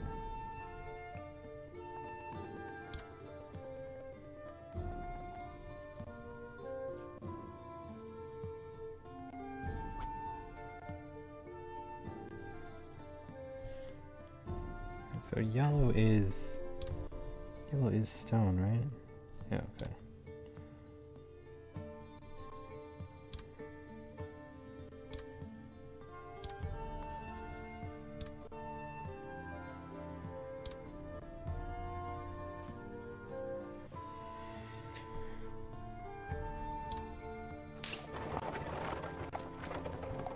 Alright, let's see if this dumb cart can make it across.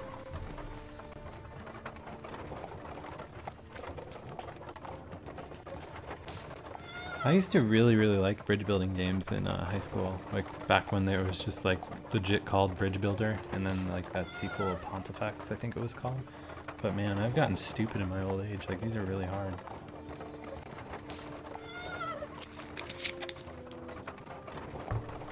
All right, across the bridge we go. So bridge 5 is getting kind of tricky. So in order to not look stupid. Alright, so there's news for...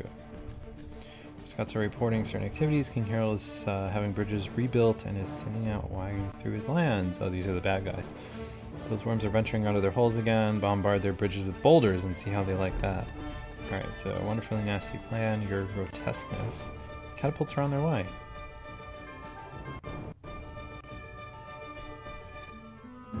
Oh, cool. So is there going to be like a battle mechanic? The orcs are attacking the bridge with boulders. Start the simulation and see how the boulders make the bridge collapse. Then return to the construction mode and strengthen the bridge so that it won't collapse. That's kind of a really cool idea.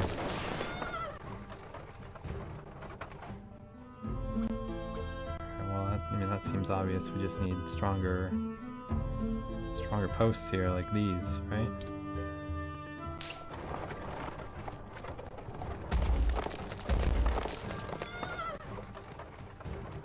Yeah, I don't care now. Attack the bridge all you want.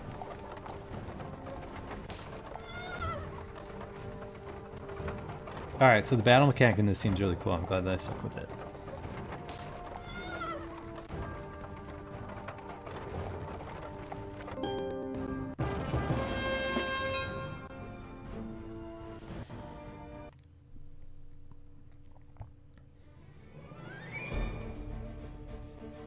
Alright, so the supply of essential goods to the castle has been restored. Let us tell King Harold of this.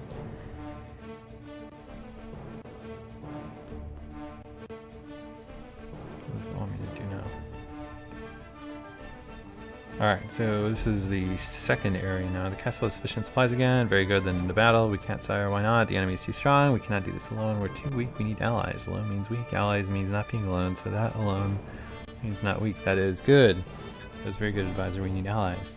Brilliant idea, Your Highness. I will send out the message to your most loyal and above all, most powerful princes. If you carry pigeons later. Good news, Your Highness. The most loyal subjects and friends are nearly committed to standing by your side.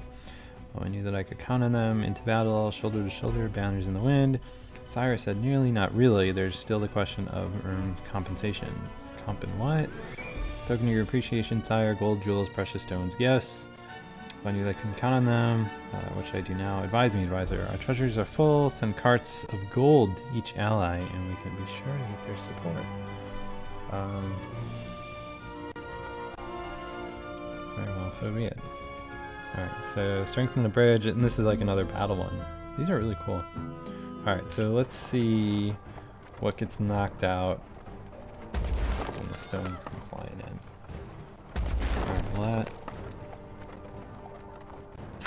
that obviously is going to get nuked. What else do they get? So basically they target the 2 weak points of the bridge. As you would. I don't know if more... Alright, so I guess it's just those 3 rocks that they send in. I guess let's try just reinforcing it this way and seeing if that makes the if that does the trick. Probably won't, considering how little, how few resources I'm using, but we'll see what happens here.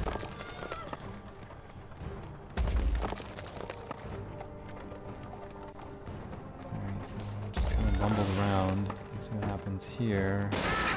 Uh-oh. Alright, so maybe for that one we'll do stone, I guess?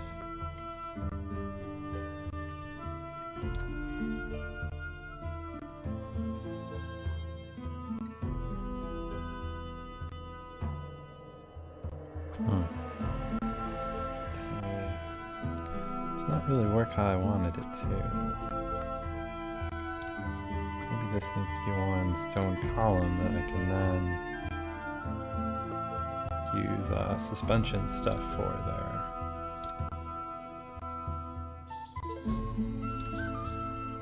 For instance.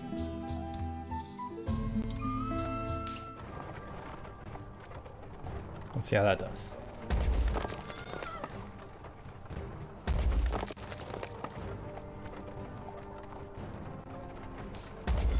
My cable got damaged there in that attack. That's even worse. See ya, horse. Alright, so...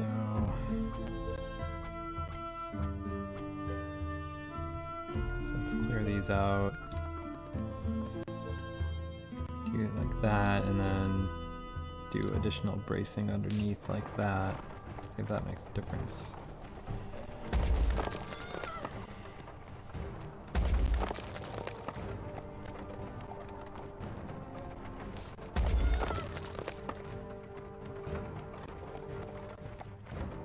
It's so silly how the wood like bounces like it's jello.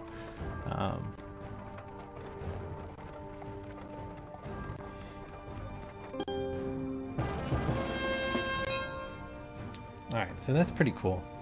I think we've probably seen about enough of this. God, I have so many games to go through still. Alright, let's try to pick up the pace on some of these. Alright, so next game on my list is Plaques. Let's see, where's on iTunes?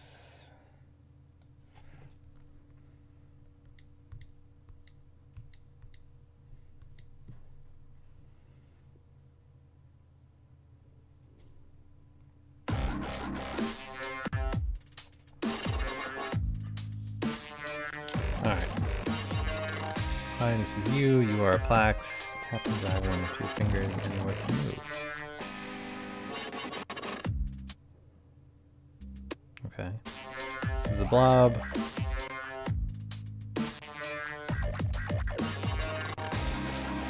Both Plaxes to survive. As a Plaxy, you try to eat 5. Oh, as soon as you take your finger off the screen, it pauses.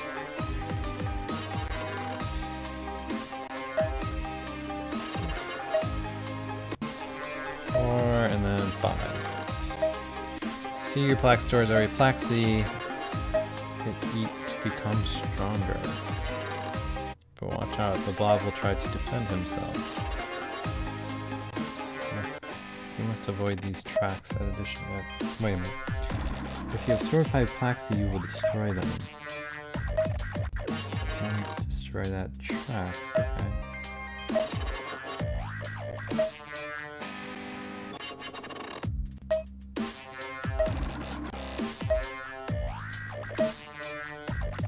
Alright, so I got 5 there now. Alright, blew that dude up. Finally, the blob can spawn other Plax to destroy you.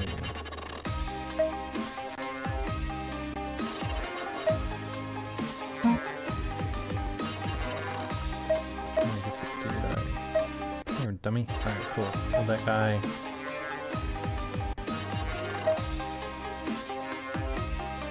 Let's see.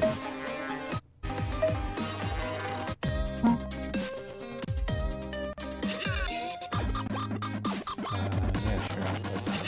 Alright, so Clumsy Mode disable the Bob's powers, unleash the beast. Alright, thanks. Good luck. Attack and drag.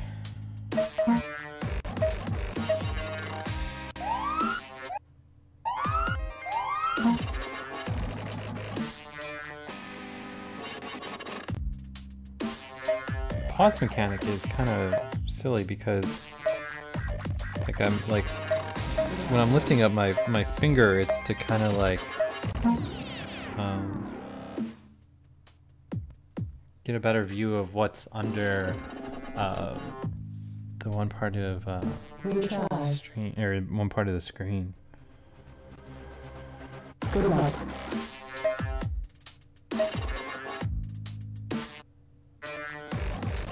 Makes you like hold your hand in a weird way so you can see like everything.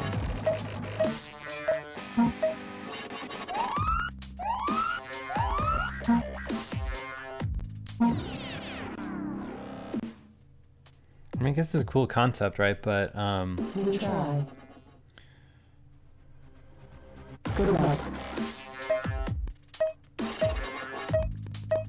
I don't know. Not changing my life.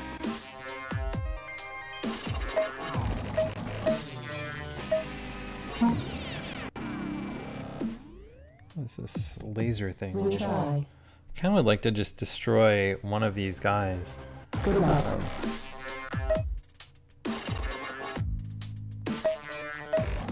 But this is a good game where the 2 camera setup I feel like is really strong for, because like you can see everything I'm doing with the weird touch controls and how it kind of like, you know, how you have to adjust your hand and stuff like that. Good luck. Alright,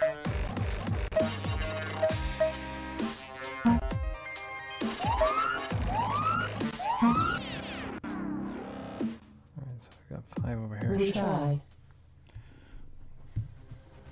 Good luck.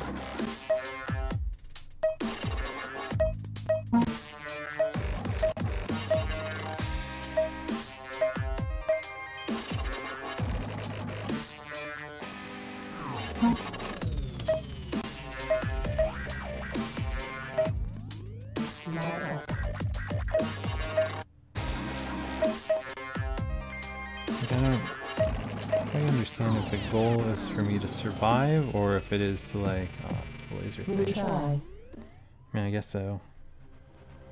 Good luck. The tutorial kind of leads you to believe that like you want to be like actively screwing with this thing instead of just avoiding everything.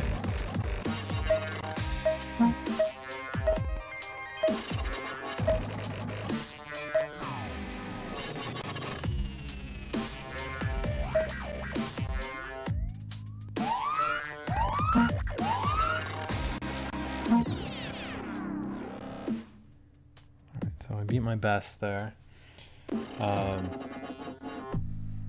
Let's see here. Retry. What is the point of playing? Good luck. Oh, alright, I see.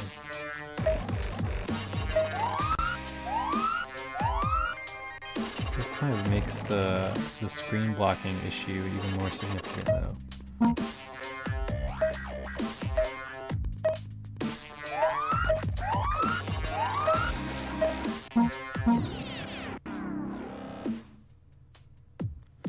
Yeah, I don't know. Not wild about this one. Let's check out intake. Be aggressive.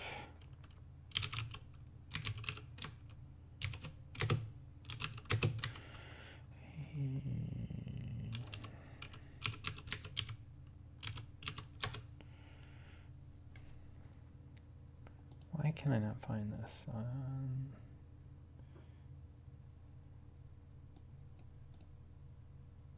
Try searching for intake. None of these seem right. Okay, here we go.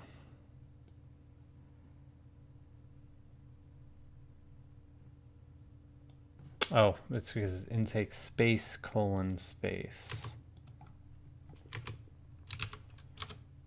There we go.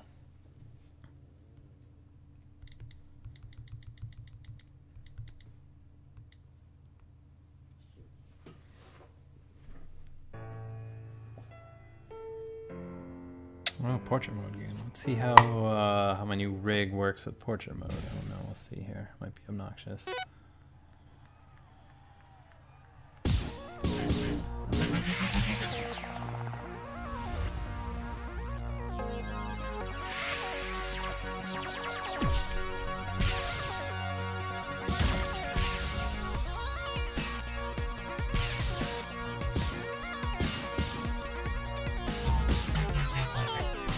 Supposed to only be matching the blue ones?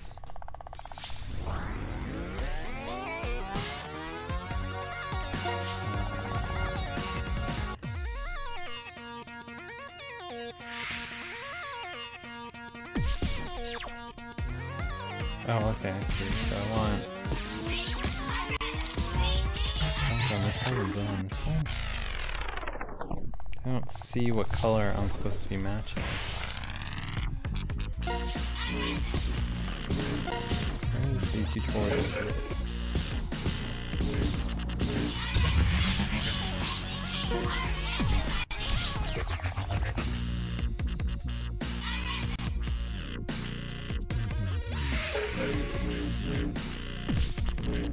Oh, okay, I see. Alright, so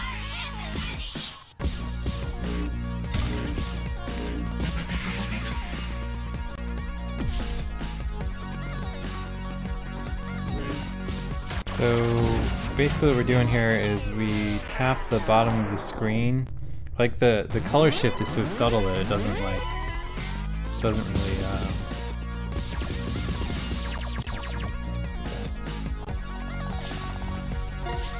so the bottom of the screen shifts watch. So I can tap and go to orange to blue, right? So when it's on blue mode I can tap the blue pills, when it's on orange mode I can tap the orange pills.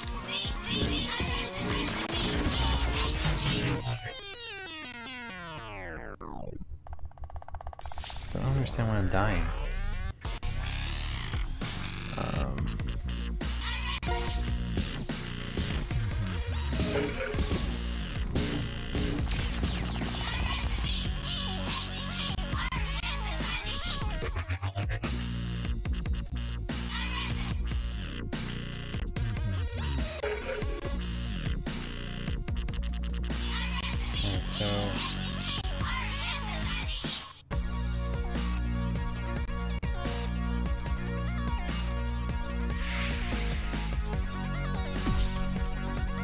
Like no clue how to, like I thought I was playing the game right, but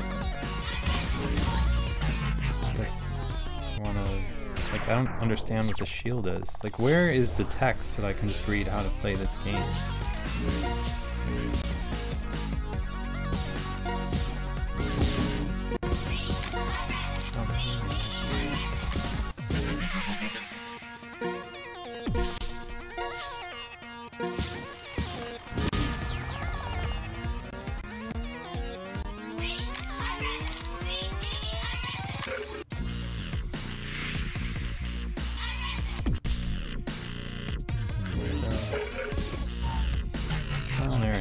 I can... Do I ignore... Alright, so I guess a pill falling off the screen is why you die.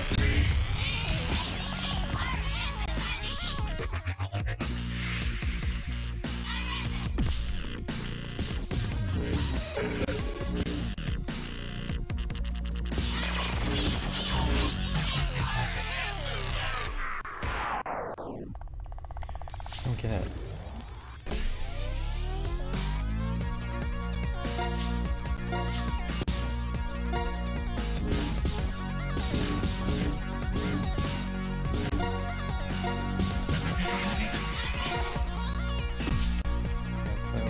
We do one with colorblind settings.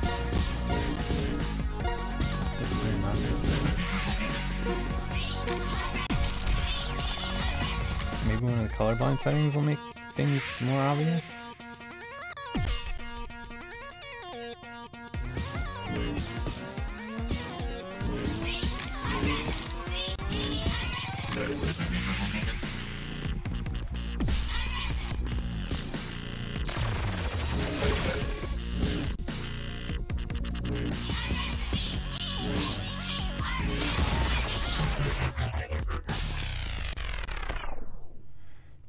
I don't know.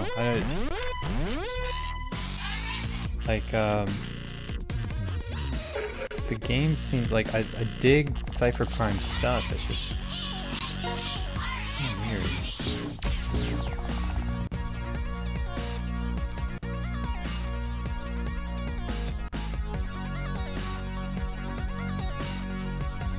Alright, so how do we use the shield? Like, what is happening here? So, matching colors, that makes sense.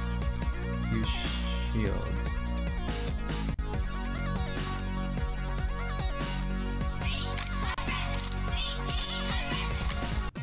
I have no idea.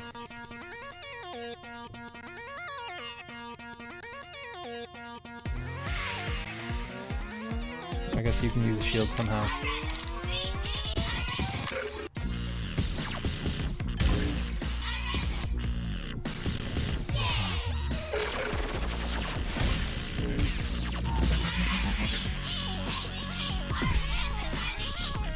Like, I don't really understand, like, what's causing me to win.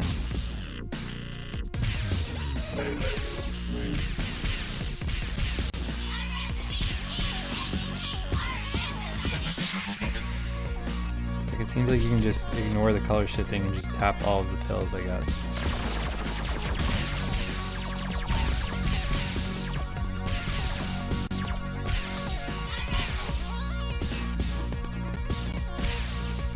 Doing reasonably decent, just ignoring the color shift and thing altogether. Like, this is the farthest we've ever gotten now, ignoring the color stuff.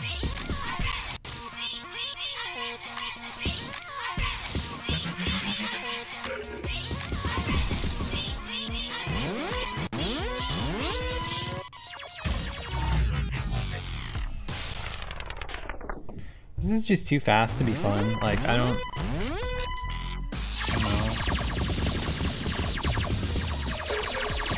like randomly flailing your screen. This is the game for you.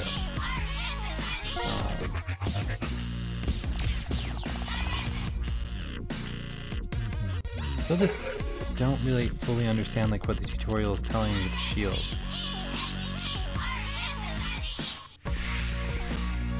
I feel like that is important, so if I tap this down there, does that do anything? No. Maybe this game's iTunes text tells me how to play it.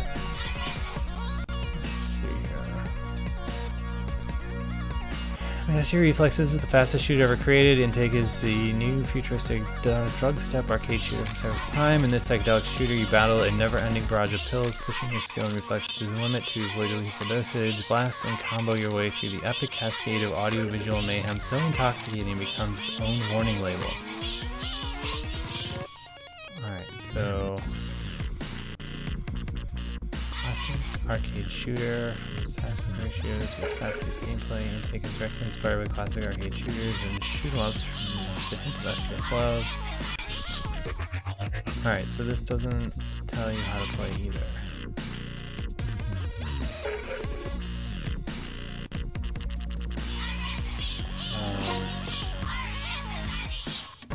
letting me buy within a purchase. Maybe that makes it easier. Alright, so different power-ups that do stuff.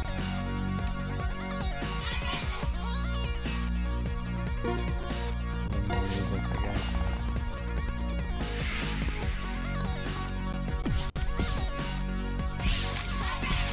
Alright, so the strategy of ignoring the color shifting seemed to work fine. Although, I guess I had way more blue colors the last time.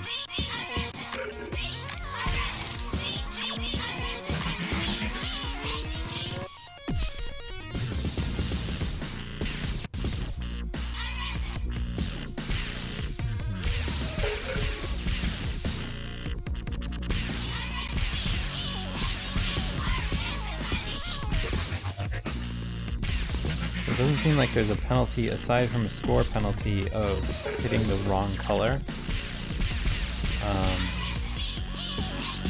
versus letting a pill go through makes you die, so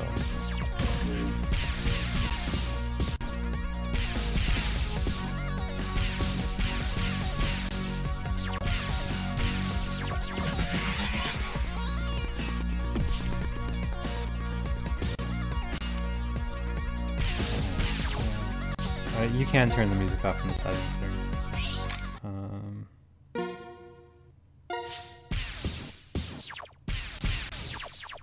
So does this make the game better, not having music?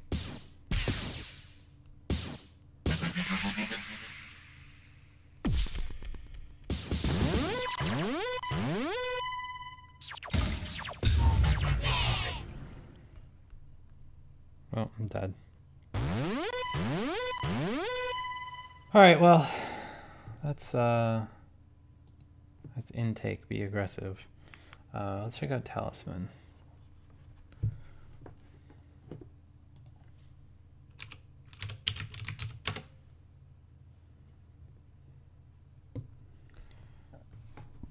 Alright, so it's this one. So the Games Workshop joint.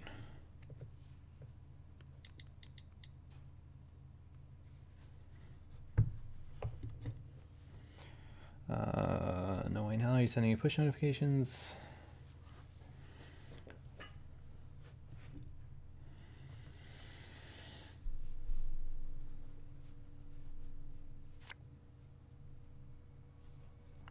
Alright, so Talisman Digital Edition.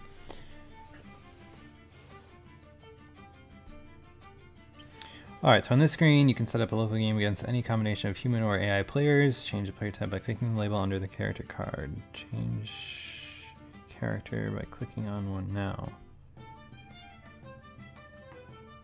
Alright, so the troll has all sorts of special abilities. Let's just swap them out to the ghoul, yeah, sure.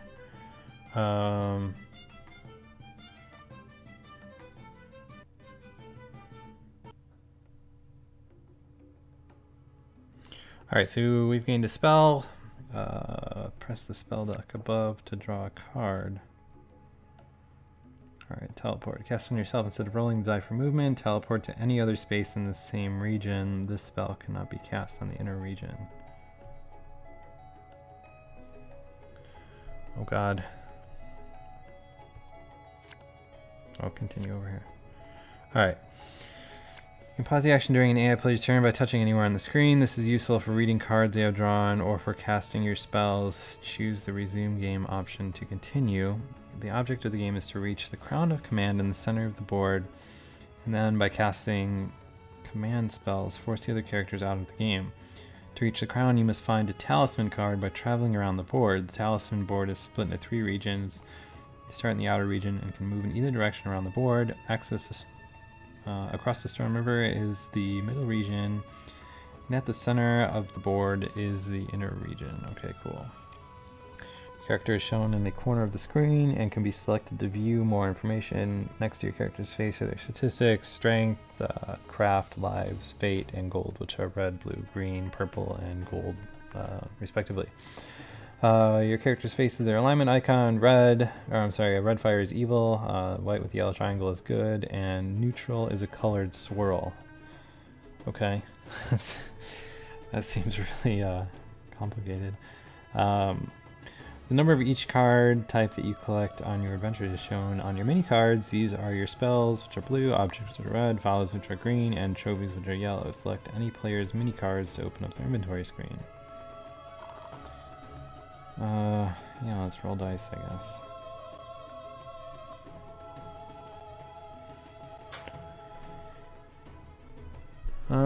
So you've rolled enough to attempt to bridge.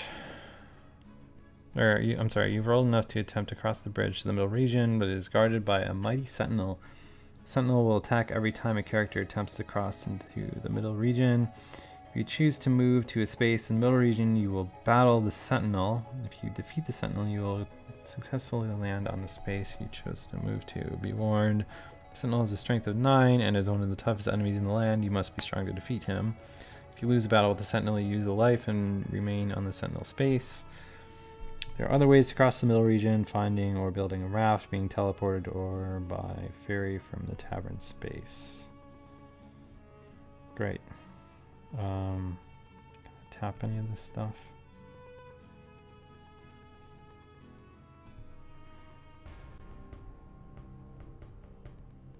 Oh, okay. You will encounter many enemies on your travels. A fight with a strength-based enemy is referred to as a battle. Battle will start when you roll the die. Press the dice to determine your attack roll. Your attack score is the total number of items. Your strength modifier is gained from objects or followers in the attack roll. All characters roll 1 die for the attack roll, except the warrior who rolls 2 dice and selects highest value. Roll the die to start a battle. God, what kills me about games like this is that there are such good board game tutorials on the App Store, like Carcassonne and stuff like that. It's like you don't need to know a single thing about Carcassonne, and you can be, playing reasonably well with, just like 5 minutes in a tutorial. Like this, it's just been throwing text at me, and if I had to explain to someone else how to play this game, I'd be like, man, I don't know, to roll dice. All right, so your opponent rolls 1 die and adds the result to its strength to create its attack score. 2 attack scores are compared, and your attack score is higher, you win. If your opponent's attack score is higher, you are defeated and lose 1 life. The scores that equal the result is a standoff, and your turn will end. Great. So he beat me with his attack score of 15. Enemy wins.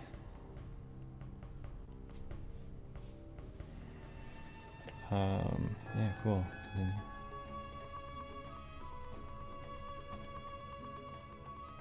Is that all I can do on my turn? I have 1 spell left to cast. God, what is happening here? Where are my spells? I don't know. Fucking end turn. Alright, so you complete your turn. Play now passes in a clockwise direction to the next player.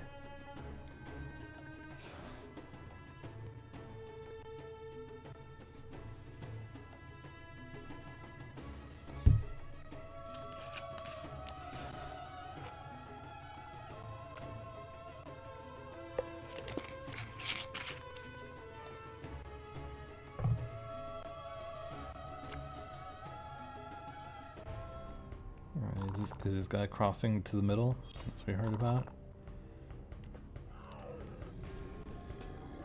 Alright, so to cast a spell with your turn, open up the inventory screen by clicking on the small colored cards in your character's portrait and then double tap the spell card to cast it.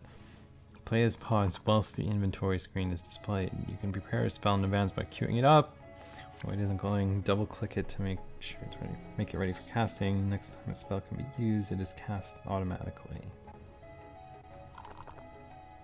Cool.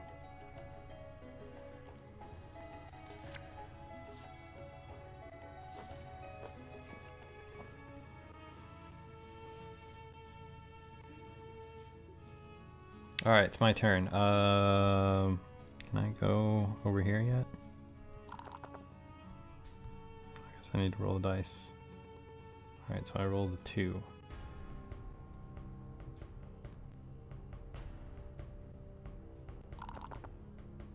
Oh, this is the Sentinel guy they told me about. Yeah, I can't beat him.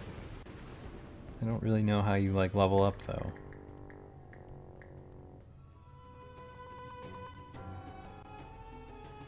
Alright, well. Once again, wait for everyone else to do stuff.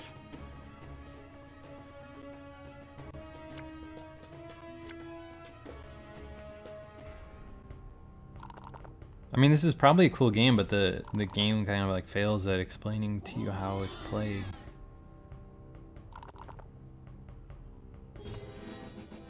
Like, I mean, maybe I'm just stupid, but like, I mean, I've been reading everything. Does anyone here like have a good understanding of what I'm supposed to be doing right now? I don't know.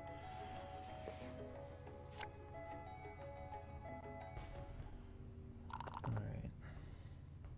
Well, this is exciting as hell. Let's play Fart in a Spacesuit. Can't get much worse.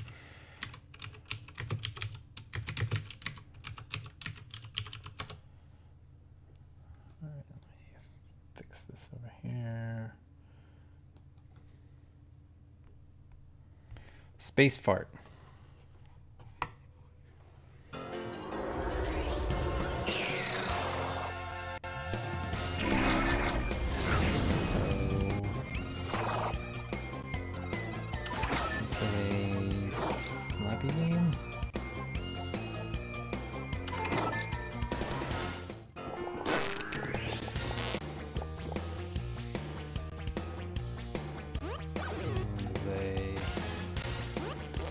Matching game, okay.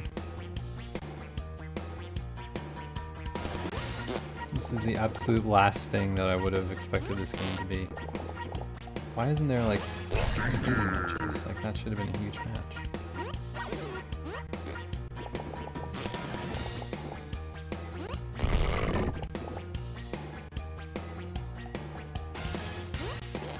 Why does this game exist?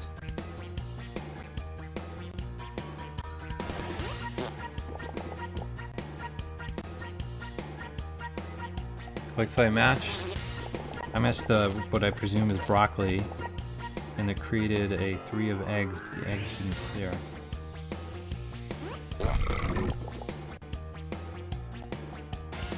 Like, so I matched those eggs, they cleared, but the cauliflower here, I assume it's cauliflower, that didn't clear out.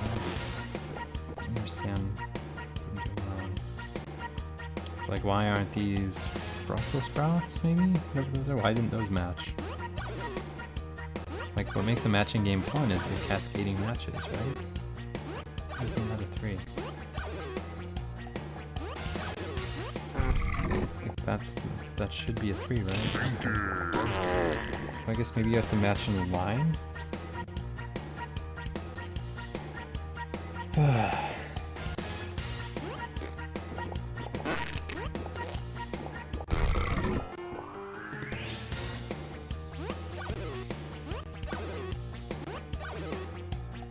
So it's not just 3 things next to each other, it's 3 things in a line, which seems really...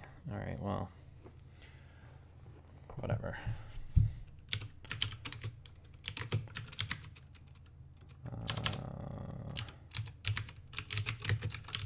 And I was so excited at today's games when I got up and saw so many. So many paid ones, anyway. Alright,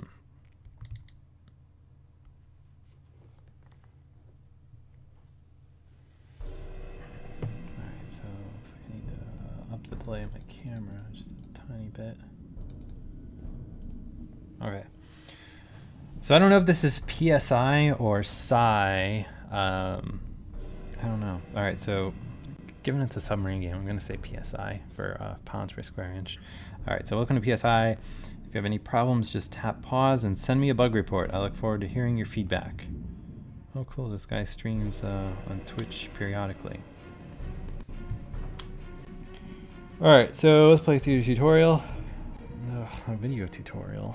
Alright, so welcome to PSI. It's extremely recommended that you complete the tutorial. It will teach you everything you know about PSI. Let's just play it because I don't have sound.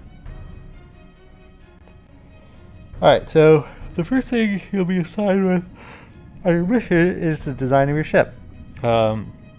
Picking a hull is a matter of personal preference. Each hull is made into 7 systems, 6 of which are manable and upgradable for the purposes of training. We have assigned you the Pugio, a mid-sized vessel. Alright. First system you will place is a control system. The control system is the hub of your ship.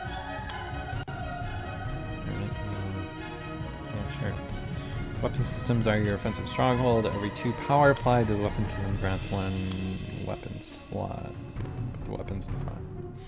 Alright, the shield system. The shield is your primary defensive system. It provides 25 units of protection for every bar of power applied to it.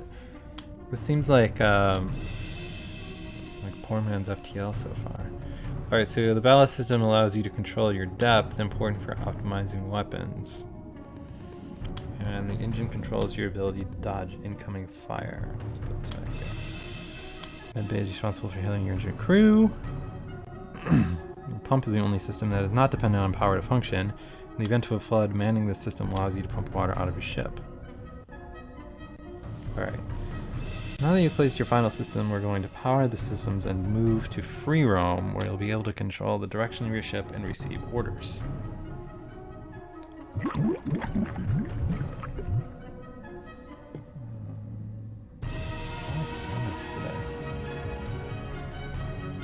Alright, so as you begin to explore the ocean, you'll be periodically assigned a task. In the meantime, you can explore and fight as you like. Movement is handled with the D-pad in the lower left corner of the screen. Combat occurs when you cross paths with an enemy submarine. Combat will also occur if you enter a guarded store or armory. Stores and armories can be found littered throughout the world. Armories let you upgrade your ships, power systems, upgrade your ships, power systems. While stores let you repair and purchase sell weapons. You know what I hate? Like when games have a ton of text and they use like a crazy font that's hard to read. Like, what does this add to the game? From time to time, you'll be given intelligence in a location of a target. When this happens, you can use your sonar map in the upper right-hand corner to locate your objective. If you ever get lost, click the info button on the screen. Alright, so greetings, Captain. We have reports that our target vessel may be close by. We will keep you informed. Alright, cool.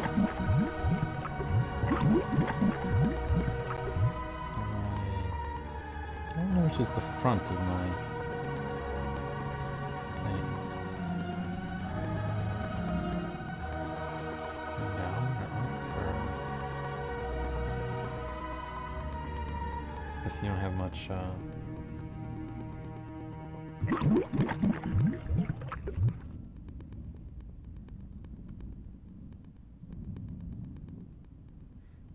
Not sure if I'm moving.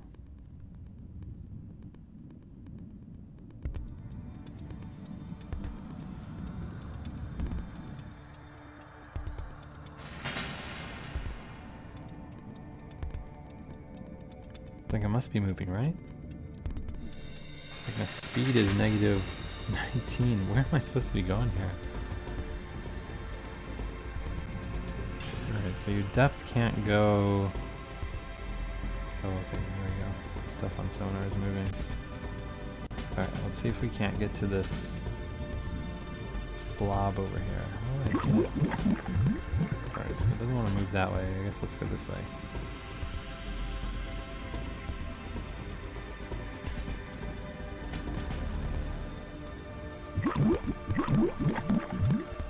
Oh, hey. Let's fight, submarine. Alright, so you run into stuff to fight it. Now let's see what's going to happen. Combat is upon you. Upon entering combat, you will be greeted with a dialogue explaining the situation. There are many choices and things that can happen underwater, so make sure to read carefully. Oh, shit. Well, I missed a tutorial box there. Alright, so shields. Let's get these powered. Yeah, weapons powered. Yeah, shoot.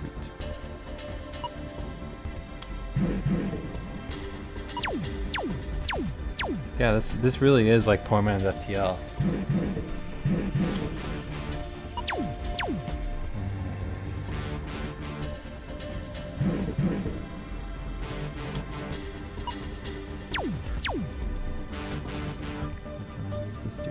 Oh, I have crew members and everything. Alright, so so your shield is represented in the upper left-hand side of your HUD. Each level of the shield provides 25 levels of power before fading one level. Shipper is represented in the center of the screen. The current hull status is represented just to the left of the ship. When the hull status reaches 0 or the crew is destroyed, you will lose. The target ship is represented on the right of the screen. The white bar underneath the active target indicates the enemy's current hull status. Different augments and drills will change how visible different components of the enemy ship are to you, as well as the degree of technology the enemy is using. From time to time, your systems will be damaged and inoperable. To repair a system, move a crewman to the area and he will automatically begin repairs. Repair your weapon system by sending a crewman to it now.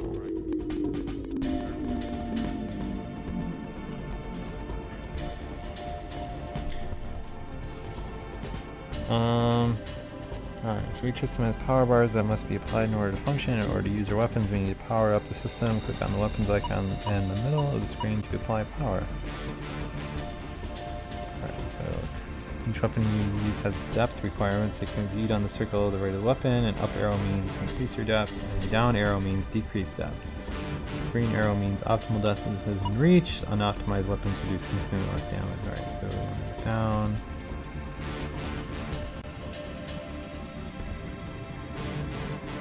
So weapons are in the bottom left corner of the screen. Tap the weapon, then select where the enemy vessel you would like to attack. The current charge of a weapon is indicated by the white bar. And when selected, the weapon indicator will turn green. The icon to the right of the weapon indicates optimal depth, either above or below you. Alright, so fires can happen from any weapon anytime your hull takes damage. It is crucial that they are immediately dealt with. Fires will stop your shield from being able to recharge. Will heavily damage systems and spread quickly if not contained. Just move the soldiers to the area and have them fire out. Okay.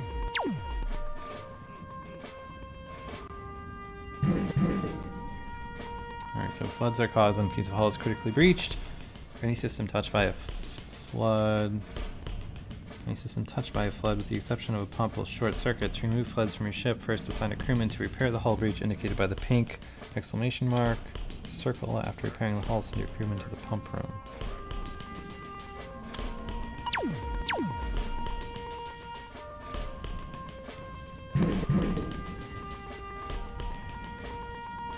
So yeah, this is kind of weird. Get pumping, buddy.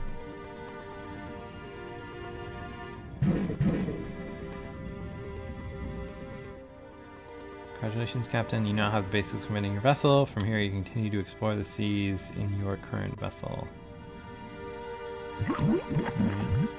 Why are these fish so much bigger than I am?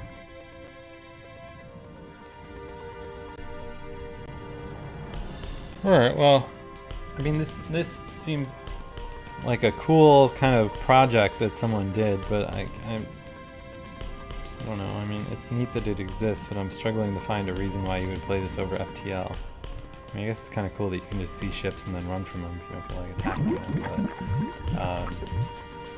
I don't know. Seems cool. Whatever. I mean, I certainly couldn't build something like this. We can submit a bug report.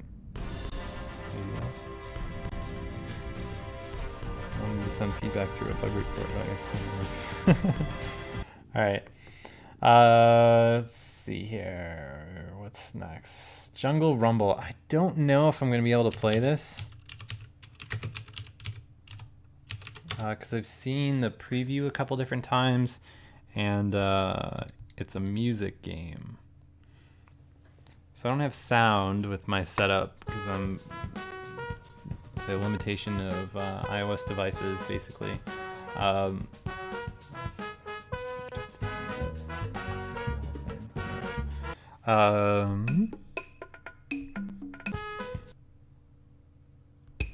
don't know, hopefully the screen blinks or something like that. So, Great Spirit, are you there? Great Spirit, have you come to Mofongo Tribe?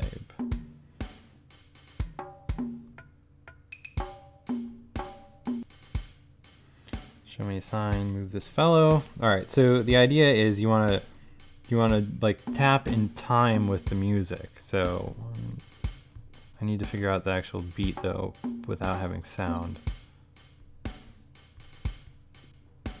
Alright, so I want to tap with the screen pulse in there though.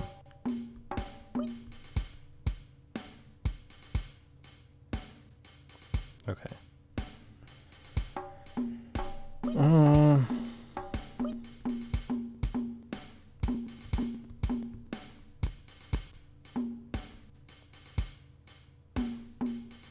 This is hard to do without I'm like just guessing based on when the screen pulses. Alright, cool. So this is kind of the idea is when you connect a headset to the iPad, it doesn't do audio through HDMI. I have to pick. I could do some elaborate setup to do like HDMI pass-through to strip audio out of it, but I haven't gone that far yet.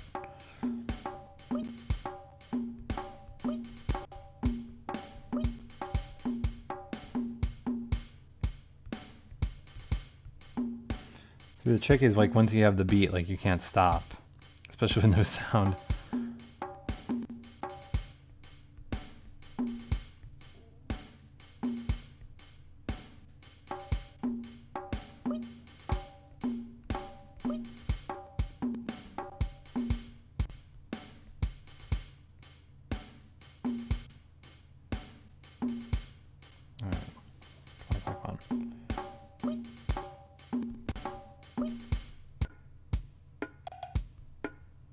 Cool. Oh my, red monkey's stealing bananas.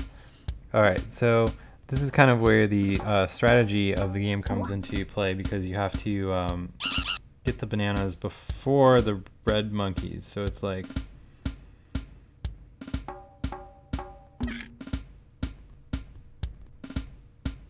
and then tapping 3 times allows you to throw a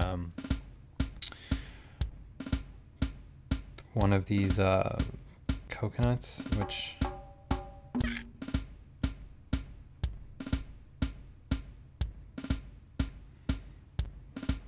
all right. So let's see here.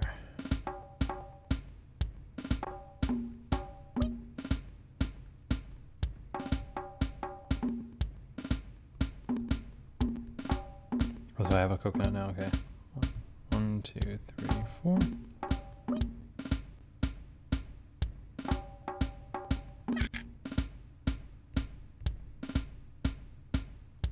All right, cool. So you guys can kind of see like what's going on here. I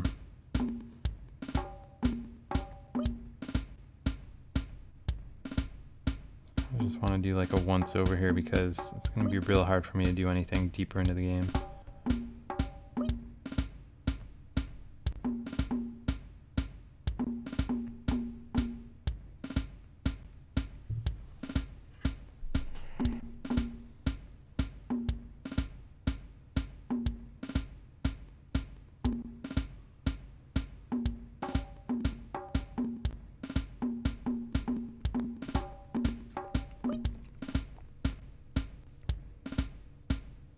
Alright, so the trick here with no sound is to keep tapping until you get the purple, and then basically just kind of try to keep with the beat.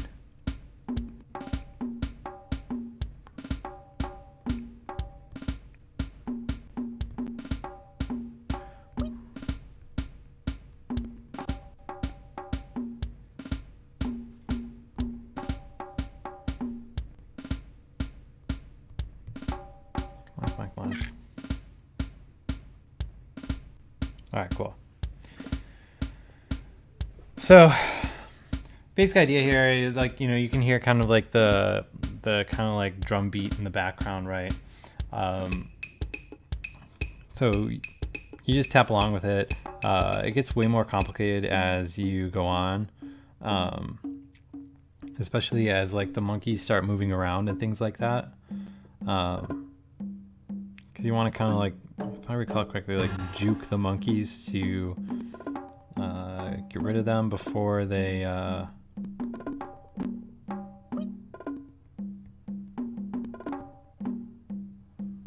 before they start like eating your bananas. Something like that.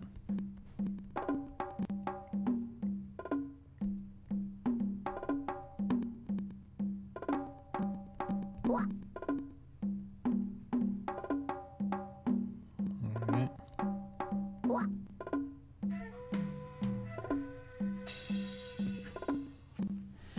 Alright, cool.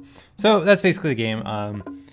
It's easier when you have sound. So if you kind of like weird rhythm games, like this is worth checking out. We've been working on it forever, so it seems nothing else worth a look. All right, let's take a peek at and then it rained.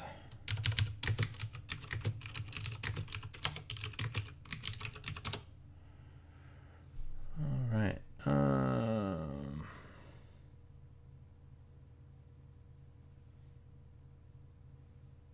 That's pretty good.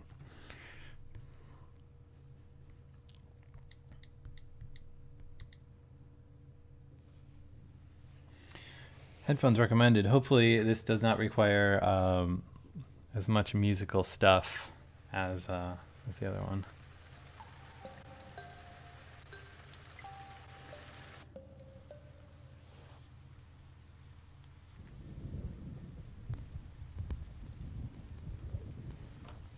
Alright, so drag to start.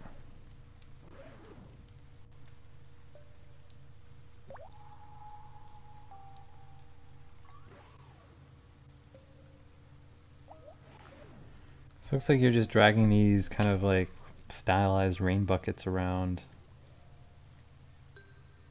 to catch the drops of water as they come down.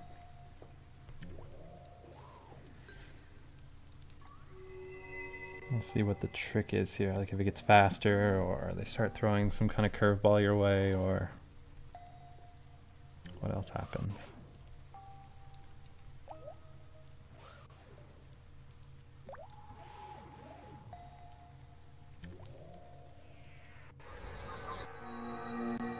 All right, game one. All right, let's. Alright, so that was the first one. Let's move on to the second level here.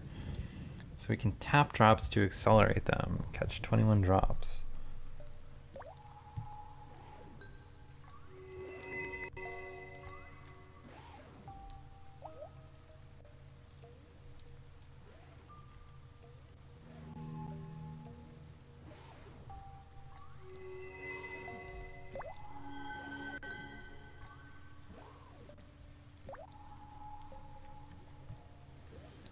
Alright.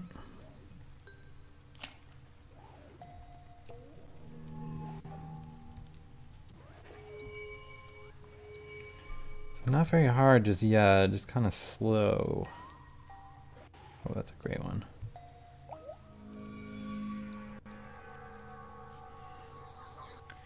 Alright,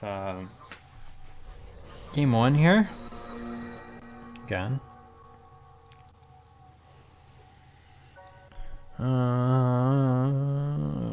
Continue, and then it rains. Let's go to number 3, I guess. Or maybe I should skip like way far ahead. All right, survive for 90 seconds. So it's kind of shifting up the objectives here. So I guess in this one, it's not really in our best interest to do anything to speed stuff up. Oh shit.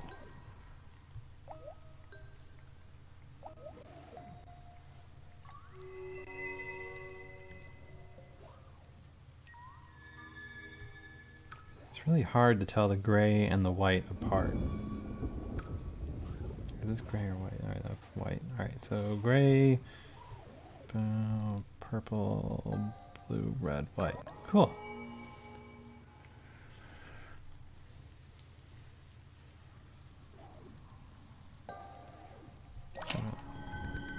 Oh god.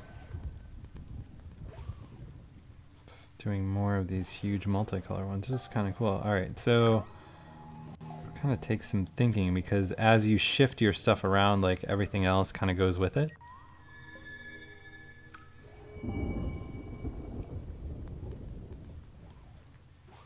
Alright, so Purple, gray, blue, red, yellow, white. Alright. This is kind of neat. Alright, so...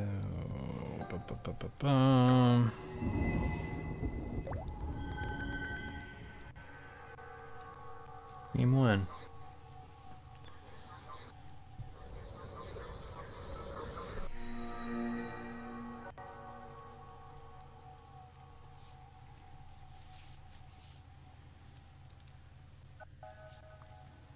Alright, how far can I skip ahead? Oh, I guess you can't skip ahead at all. Alright, we'll do one more of these and see how crazy it gets. Alright, catch 35 drops.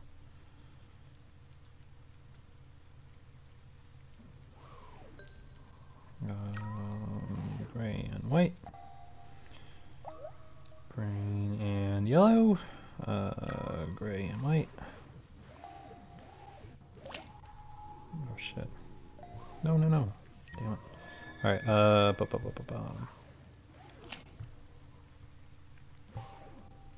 the color shifting is kind of tricky. This is a cool game.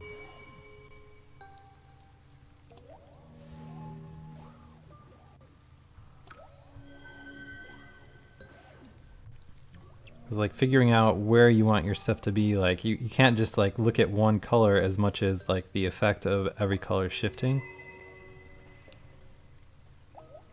Unless something's like on the very outer edge, that is. No, nuts. No, no, no. Alright, cool.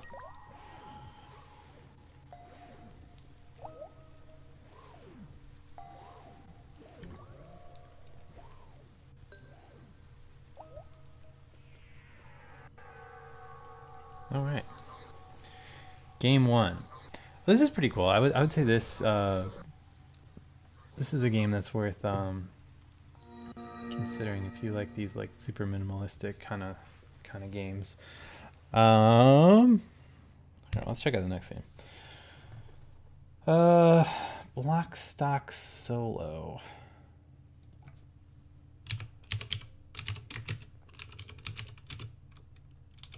Oh yeah, here actually let me see what happens when you totally fail. That's a good idea. So for this we'll just do nothing and see what happens. See if it like destroys alright, so yeah, they're losing health as that goes. So like my gray is, yeah, and then you lose after you lose all the health on that particular one. Alright, so Block Stock Solo.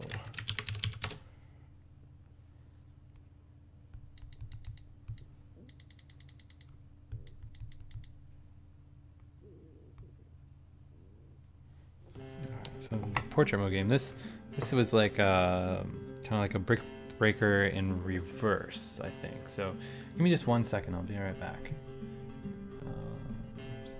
Stupid Daniel Bryan thing.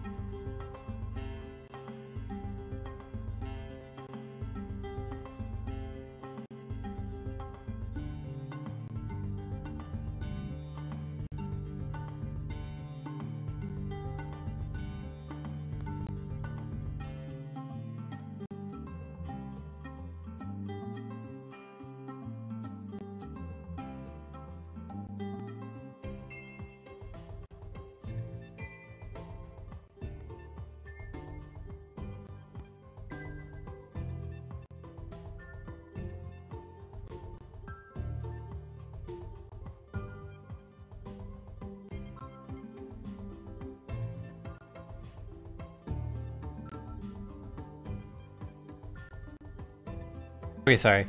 Um, let's see what this. I'll do the tutorial here first. All right, so welcome to Blockstock Solo.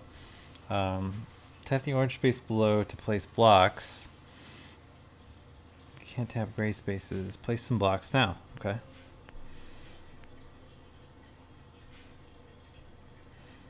What am I trying to do now? The aim is to hit the bat at the top of the screen as much as you can. Hit the bat. Okay. Wait, I guess I don't want the ball down there.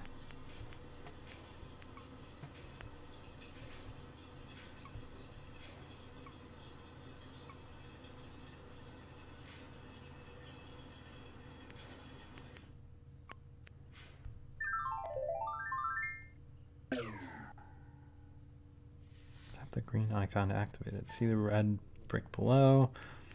Don't let the ball hit it. If you do, it's game over. Alright, well, I've already kind of very stupidly used my... Almost there.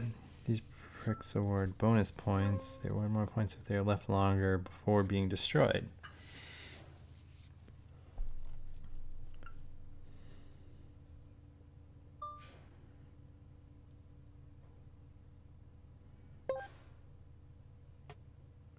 Let's all have fun playing. Okay, cool.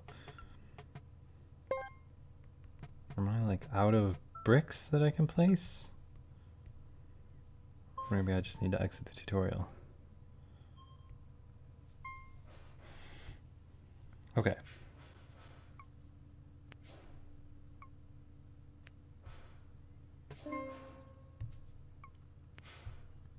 This is sort of interesting in that you're actively like placing the bricks that are getting broken with the hopes of, oh shit.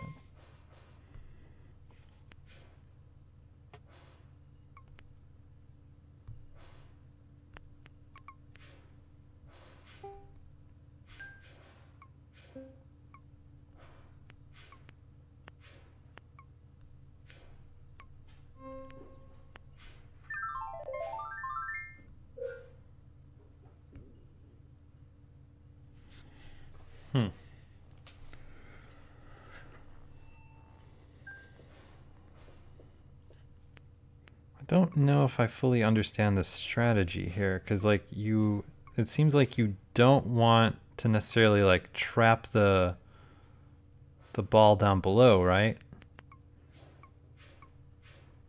Like,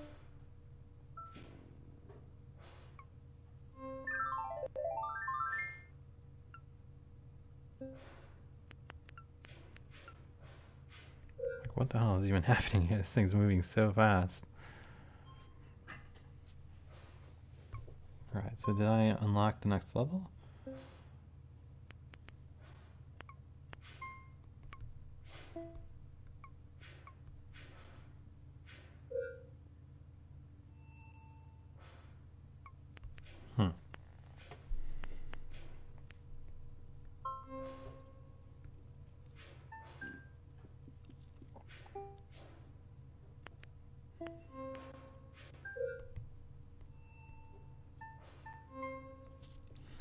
So it seems like you want to like create a like preliminary wall to hit the thing as many times as you can, and then kind of try to retreat back into. Although it really sucks when the ball's like, hey, let me just bounce against everything here. Mike Me, did you see the video that I tweeted at you today? That was dedicated to you, buddy. Shit. So like once you place a block, you can't place a block in that same spot again to keep you from, you know, like spamming blocks, presumably. So when the ball bounces through and then kind of like goes around and knocks all your stuff out, like that's really bad for business. Or you can just die instantly.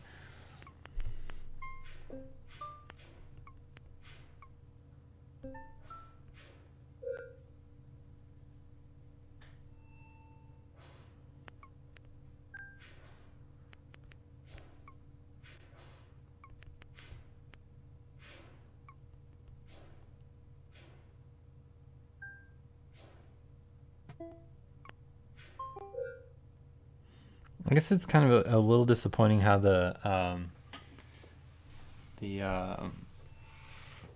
thing at the top like isn't more interactive with kind of bouncing back.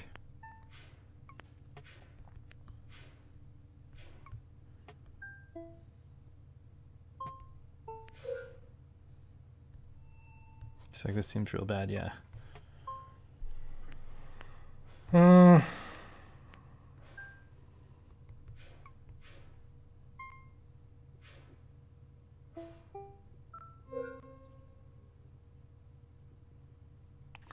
So I don't know.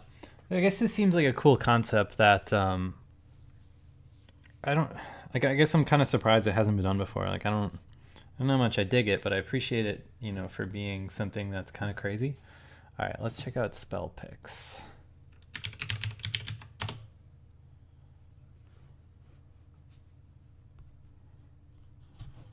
Which is this, portrait mode or the other way?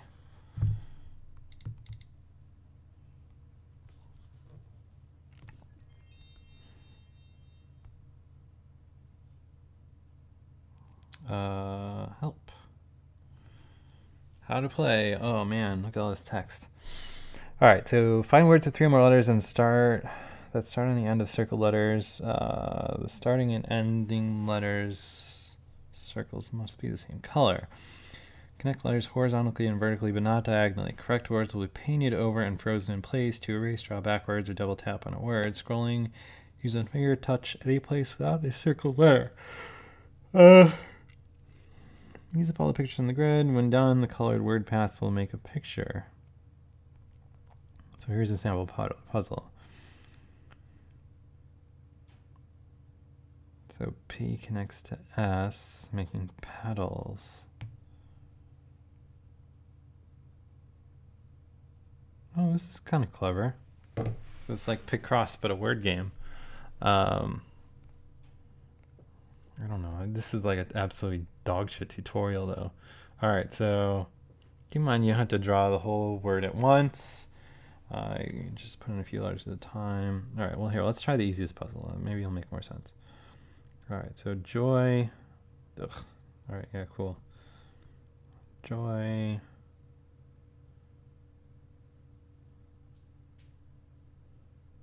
What am I supposed to do here?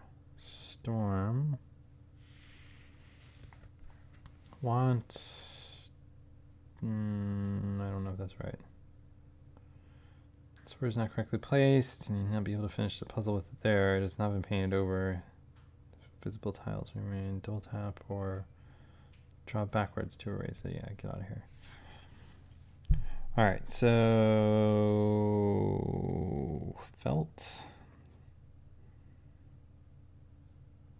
Well, what about this M that's just chilling here?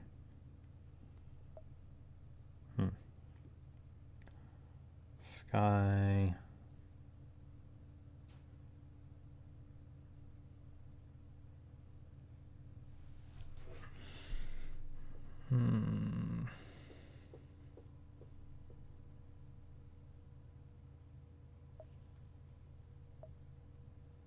Cold. Wet.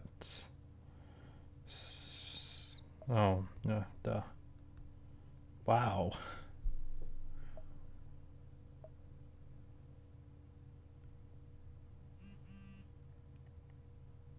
I feel like this one isn't right. Melt. Lake. Star. Ice. Day.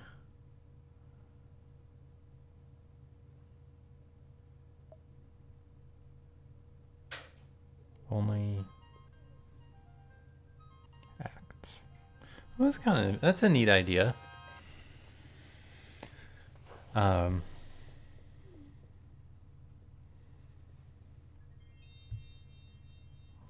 Pick cross but words, like I can get behind that. That's kind of cool. That's my phone buzzing. I want to judge a hackathon in Chicago the 27th to the 28th in June. No. No thanks. bear, cat, ray, chase, gray, mice, and pet, cute, mouse. Today, fur, nose.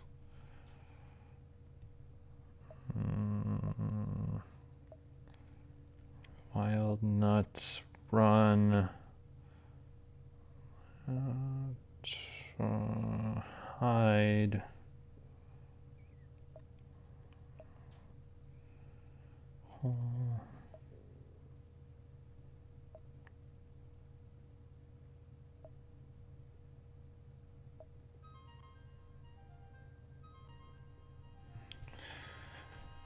I mean, these are kind of cool, but I don't know. Yeah, I kind of agree with you guys. Like,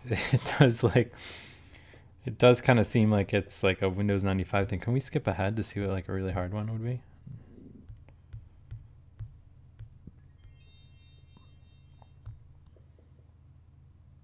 Oh wow, these get intense, huh?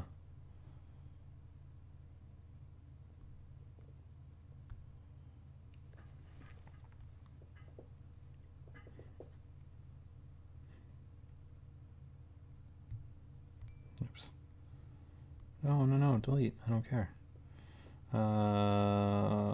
Man, this is kind of tricky. You can't just like look at it and instantly figure out what you want to do.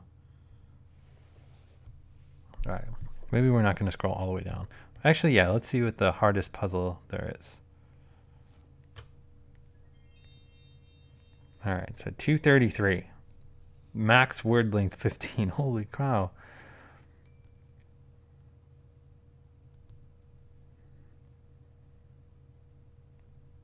This is nuts.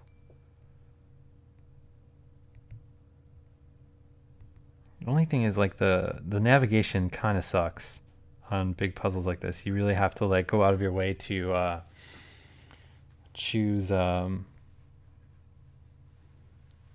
tile that's blank to kind of like scroll across. There, ale, there's a word.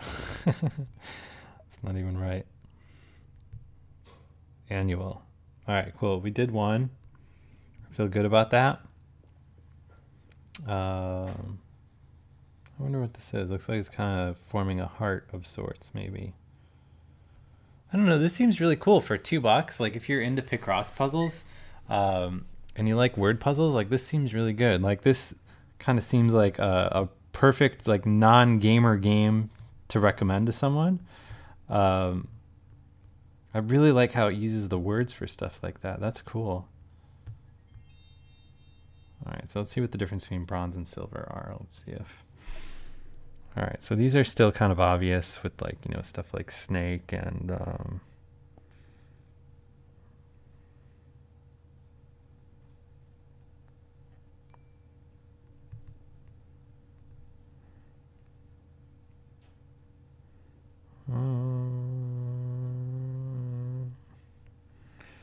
I don't know. Well, you guys don't need to see me like searching for words now, but I don't know. It seems really cool. Like I dig the idea behind this. This is actually kind of a neat game. Let's look at this. CHANEQUES.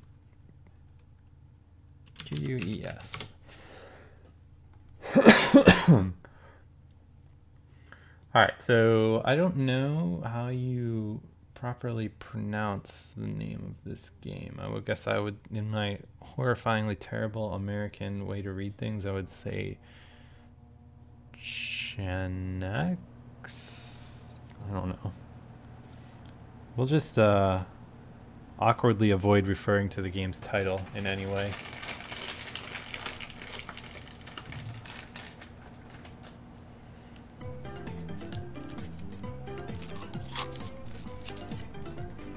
All right, so it's that game. La Fiesta.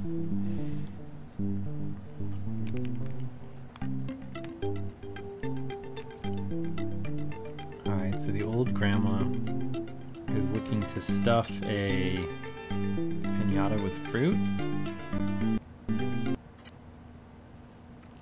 Okay. Swipe anywhere on the screen to walk.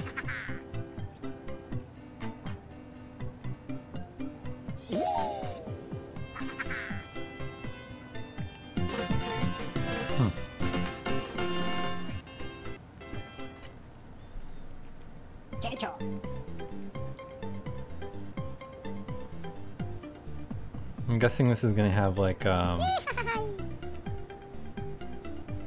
Lost Vikings kind of thing where I'm gonna need to use all these dudes at once and they all do like a certain thing.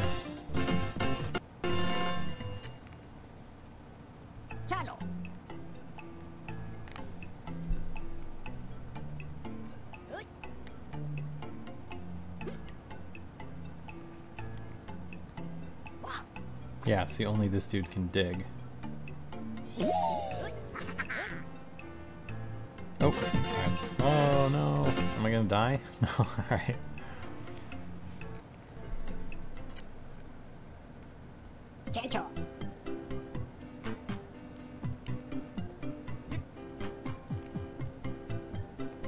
Alright, so only the old dude can climb. Something tells me we're gonna need that key though. Oh, I guess not. I don't know what the key does then.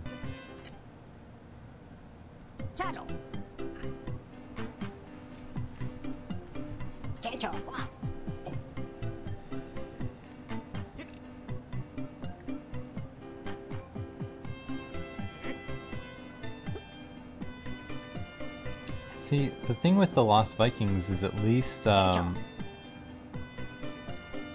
it sort of made sense when they had each of their abilities. Like, why does this dude, why is he able to climb walls?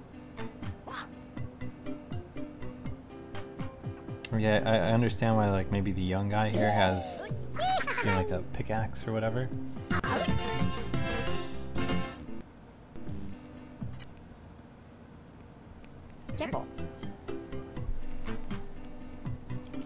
Alright, let's see what this girl does. I guess she doesn't roll the fruit. No? Maybe she can help them. Oh, swipe down to make the bridge. Oh, okay, cool, yeah. So this is like if you combined Lost Vikings with like a kind of a Lemmings thing, I guess.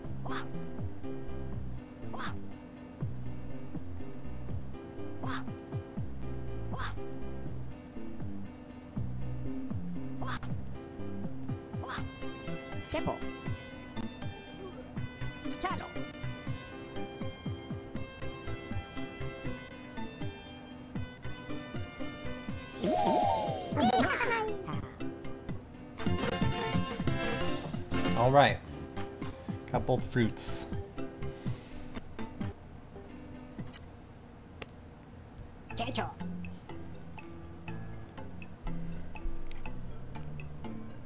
All right.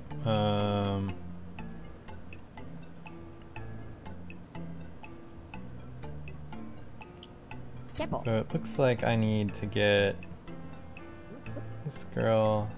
Swipe up to climb. Okay, so she can climb as well. Maybe the old guy, like the total like faceplant plank that she does to make the bridge. Oh crap.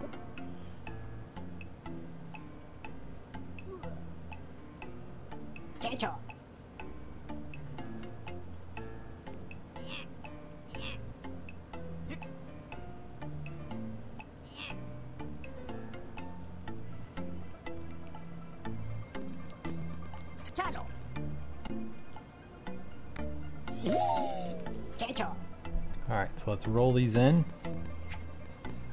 We'll be in Piñata Town in no time.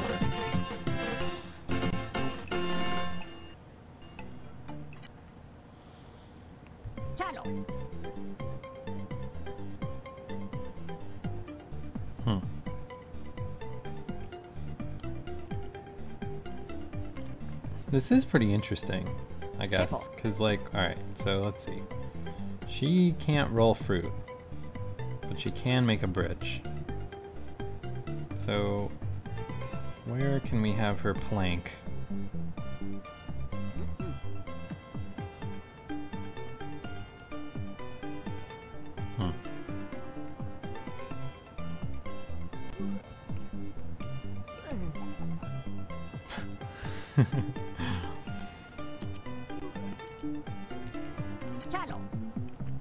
Alright, I don't understand what that's going to do for me just yet, but perhaps the game will reveal its mysterious ways. Alright, so I can't move that any farther that way.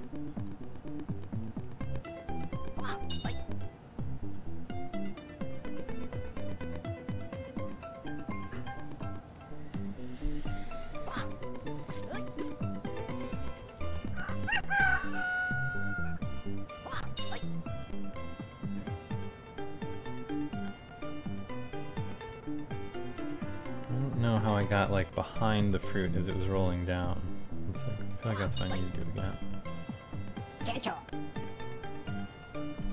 Alright, what can this bro do that's useful?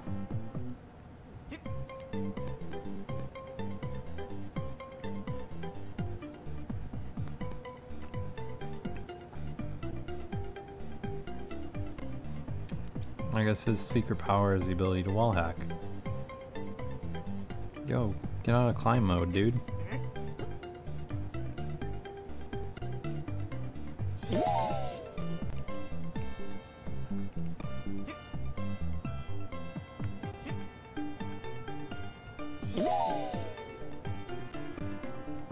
Alright. Get out of the way, dude. Alright, we need to have this bro. Actually, this nerd needs to be over here. This dude needs to go in climb mode.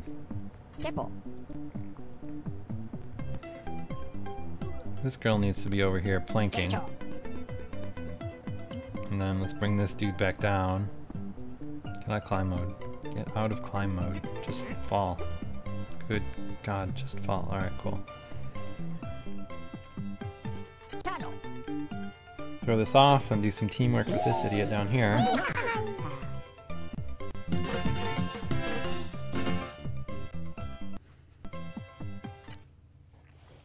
I'm curious what our final superpower is going to be. Still don't have this last girl unlocked.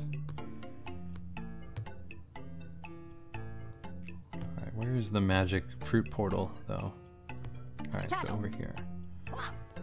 Can this dude chop down? No.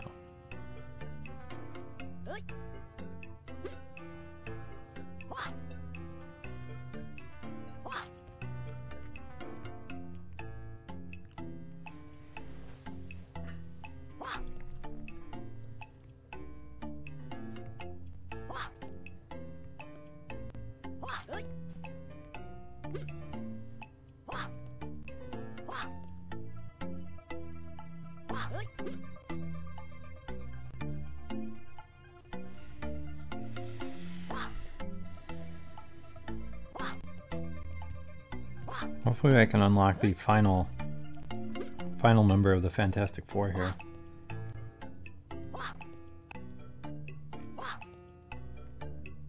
Slowly coming to rescue our old grandpa.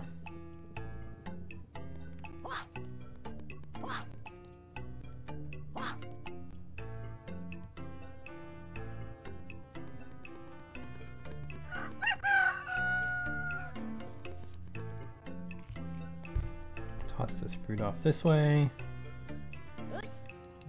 Do I need to get her out too? Yeah, I guess so.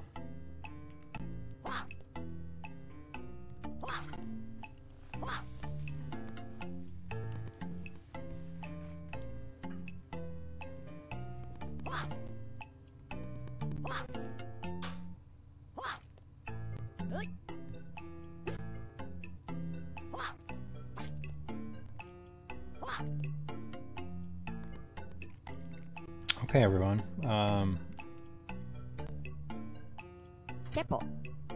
Oh, I think we need the girl planking. It's over here.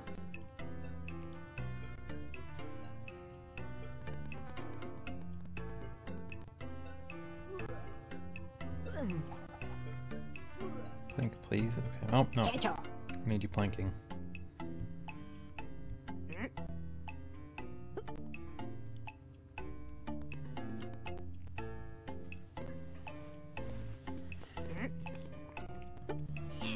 I mean, for free, this isn't bad, you know.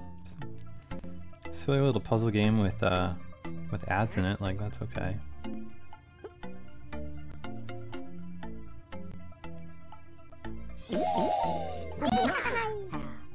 All right.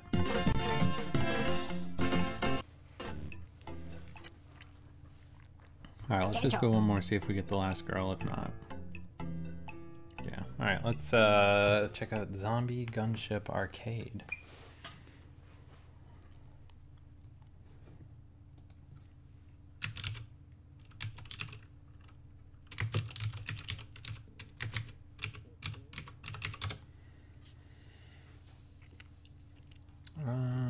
Where the hell is it on here? Oh, here we go.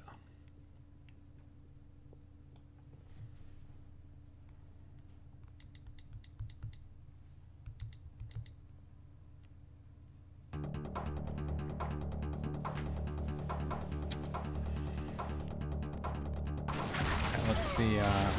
Have to fly up. Don't shoot humans. Oh.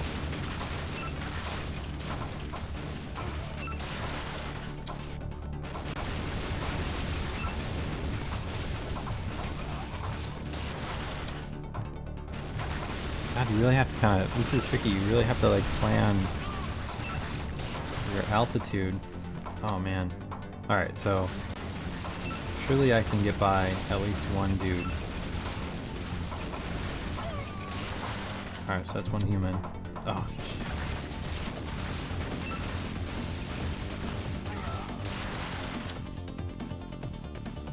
shit. This is a tricky flappy like, because, alright, so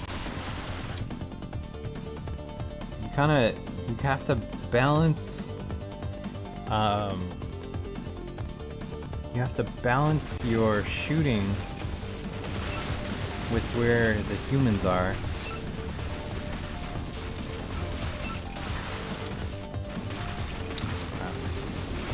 If you're a human, you die.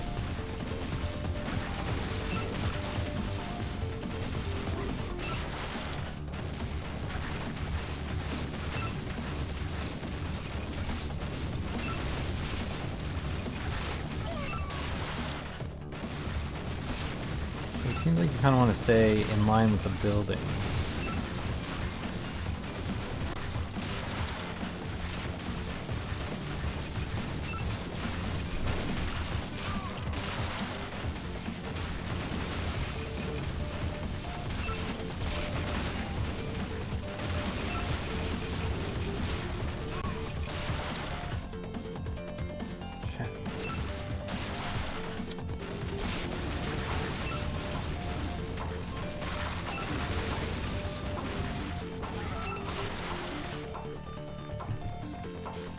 You dive like so quickly.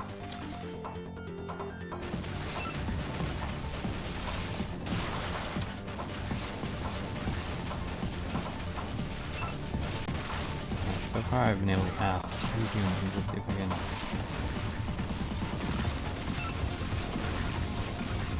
I'm trying to figure out like what the good strategy here is, because like you can't be too low, because then you don't have the altitude to fly up, but you also can't be too high because your shots take so long to fire.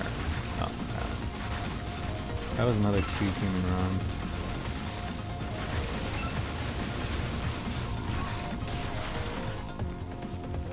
Yeah, see, like right there, like I shouldn't have hit.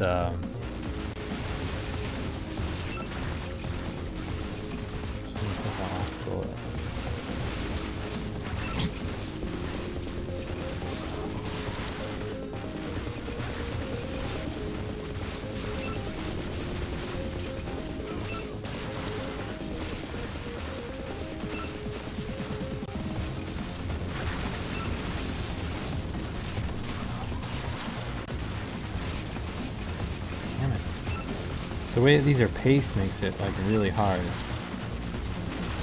to not hit your dude, because you need to pull up, otherwise you're gonna crash.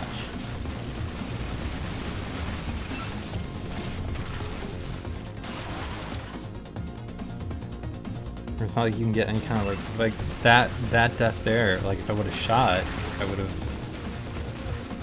died too. Alright, so there's 2 humans.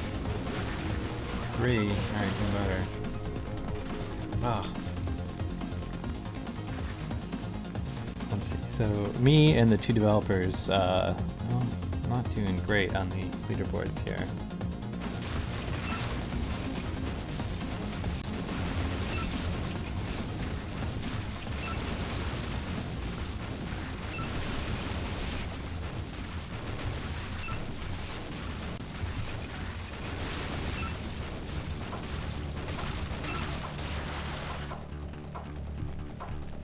Oh, 91, man.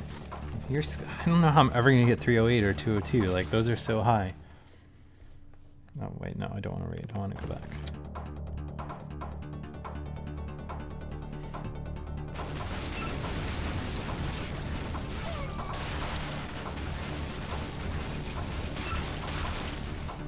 Yeah, so like when you tap, so you're constantly falling. Like if I do nothing, like I die.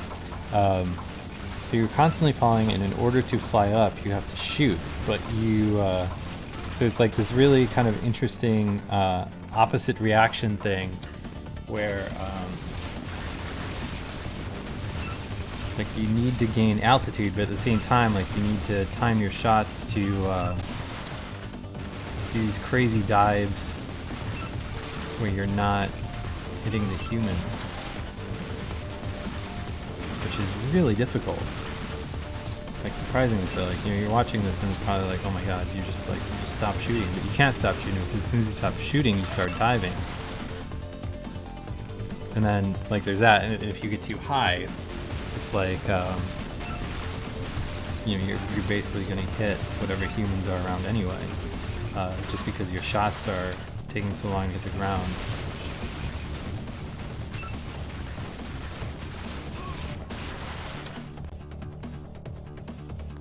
Ugh. Well, whatever. I'm gonna take off just a tiny bit early today, so we'll go through the stuff that I played here, and let's see, where's my multitasking list? That was a good way to do it last time. So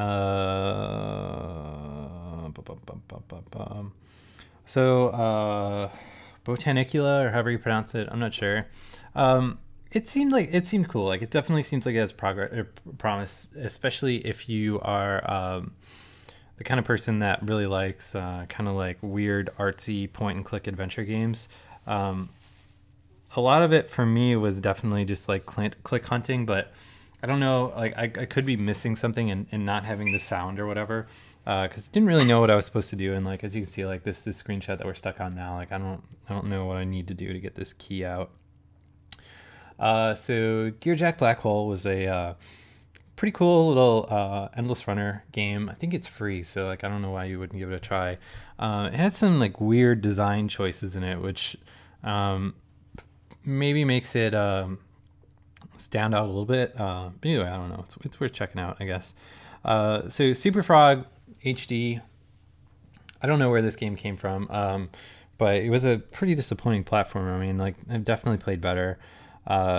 So hack slash loot here, I guess this came from the PC originally, but in the iOS world, I don't know, it's again like the theme of today seems to be like, this game isn't bad, but I've played better games. And like when there's so many games out there on the App Store, like you can't be in a situation where you've been like, oh, I played better.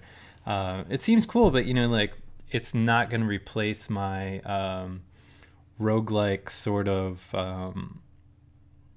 classics that I go to. Like I'm never, like I can't see myself in a situation where I'm like, oh, you know what, I'm not going to play Sword of Fargle because I have hack slash loot, which is tricky. Lethal Lance here was a it was a decent kind of platformer game. Didn't change my life or anything, but it was well put together, and as a bulky picks game, it has like the level of polish that you're kind of used to. Bridge Constructor Medieval I thought was a pretty cool bridge constructor game because it had a neat gimmick in that instead of just building bridges on every single level, like some bridges are actively being attacked and stuff like that. So you have to kind of like defend your bridges by fortifying them in a way, which seemed like a really cool kind of gameplay mechanic. Plax wasn't wild about. It was a game where you control these two little circles and avoid like all sorts of stuff, like triangles coming out of this thing that you're orbiting around, lasers shooting out of it, stuff coming in, like you name it. Intake, I really don't understand this game. Like I don't know if I like missed something in the tutorial or whatever else, but it seems to be like this color matching game, but the color stuff's super subtle, so it doesn't make a whole lot of sense. Talisman was a Games Workshop board game, which, I guess if you've played the paper version, or I'm sorry, physical version, it's probably going to be pretty nice to have on the iPad. But, personally, the tutorial didn't do that good of a job of like walking you through what you're supposed to do, which kind of left me totally lost. So I don't know. And again, that was like, my first 5-minute impression of the game. So we'll go back and spend more time with it, but out of the box, not so hot. Space Fart, no reason to download this. It's a stupid puzzle game. This PSI game I think this is kind of like the interesting game of the week for me because not because it's like particularly like great or anything, but it just seems really cool that like it seems to be one guy essentially like rebuilt FTL but kind of wrapped it around this weird submarine style kind of thing. Like, I don't know, it seems like a neat accomplishment, even though like it's just absolutely dripping with jank. But still, like whatever. Jungle Rumble is a puzzly rhythm game, which is really hard for me to play on stream because I have to pipe my sound through my computer instead of through headphones. So it was tricky to do. And then it rained. It was this cool little puzzle sliding, color matching-ish sort of game. Seemed neat. I don't know. I liked how the difficulty was ramping up and stuff like that. That was pretty cool. Block Solo, I think the Block Stock Solo, sorry, is the full name of this game. In this game, it's a reverse brick breaker, which is kind of interesting because I haven't seen it before on the App Store, which, how often can you say like, oh, I haven't seen this mechanic before? That's kind of cool. So you tap the screen to create blocks, at which point you're trying to get the ball to bounce up and down and hit the paddle, which is, I don't know, it's an interesting twist, I guess. Like, I don't know how captivating the game's going to be overall, but pretty cool game. And then this Spell Picks game, basically like a Picross game, but if you're more of like a word game person and less of a numbers puzzle person, Spell Picks is really good. Really impressed with the amount of puzzles in the game. Like, we went through some of the more detailed ones and stuff like that. It seems neat. And then this Chanex, I don't know how you pronounce it. We're just kind of glazing over it. So it's basically like Lost Vikings, but with, I guess, someone looked it up, like Mexican pixies or something like that. Which, I don't know, seems cool. Free puzzle game. Like, how much can you complain about that? And then Zombie Gunship Arcade might possibly be the most difficult Flappy game that I've ever played. It's kind of a neat mechanic, so it's definitely worth checking out. It's totally free. I don't know why you wouldn't at least fiddle with it for 30 seconds. As far as Dwarven Den should be out now or out very soon. It's supposed to be coming out today. Definitely check that out. I streamed it before. It's the new backflip game. Really good. The paywall seems to be agreeable. I don't know. I played it for like 45 minutes on stream and didn't have any kind of issue with payment or anything. So anyway, I'll be back tomorrow. Stream some more iOS stuff. Maybe we'll crack some Hearthstone packs. I have no idea. Figure out something cool, I'm sure. So 4 o'clock Central, whatever time that is to your specific time zone. I don't know. I guess we'll see you tomorrow. And thanks for watching the stream.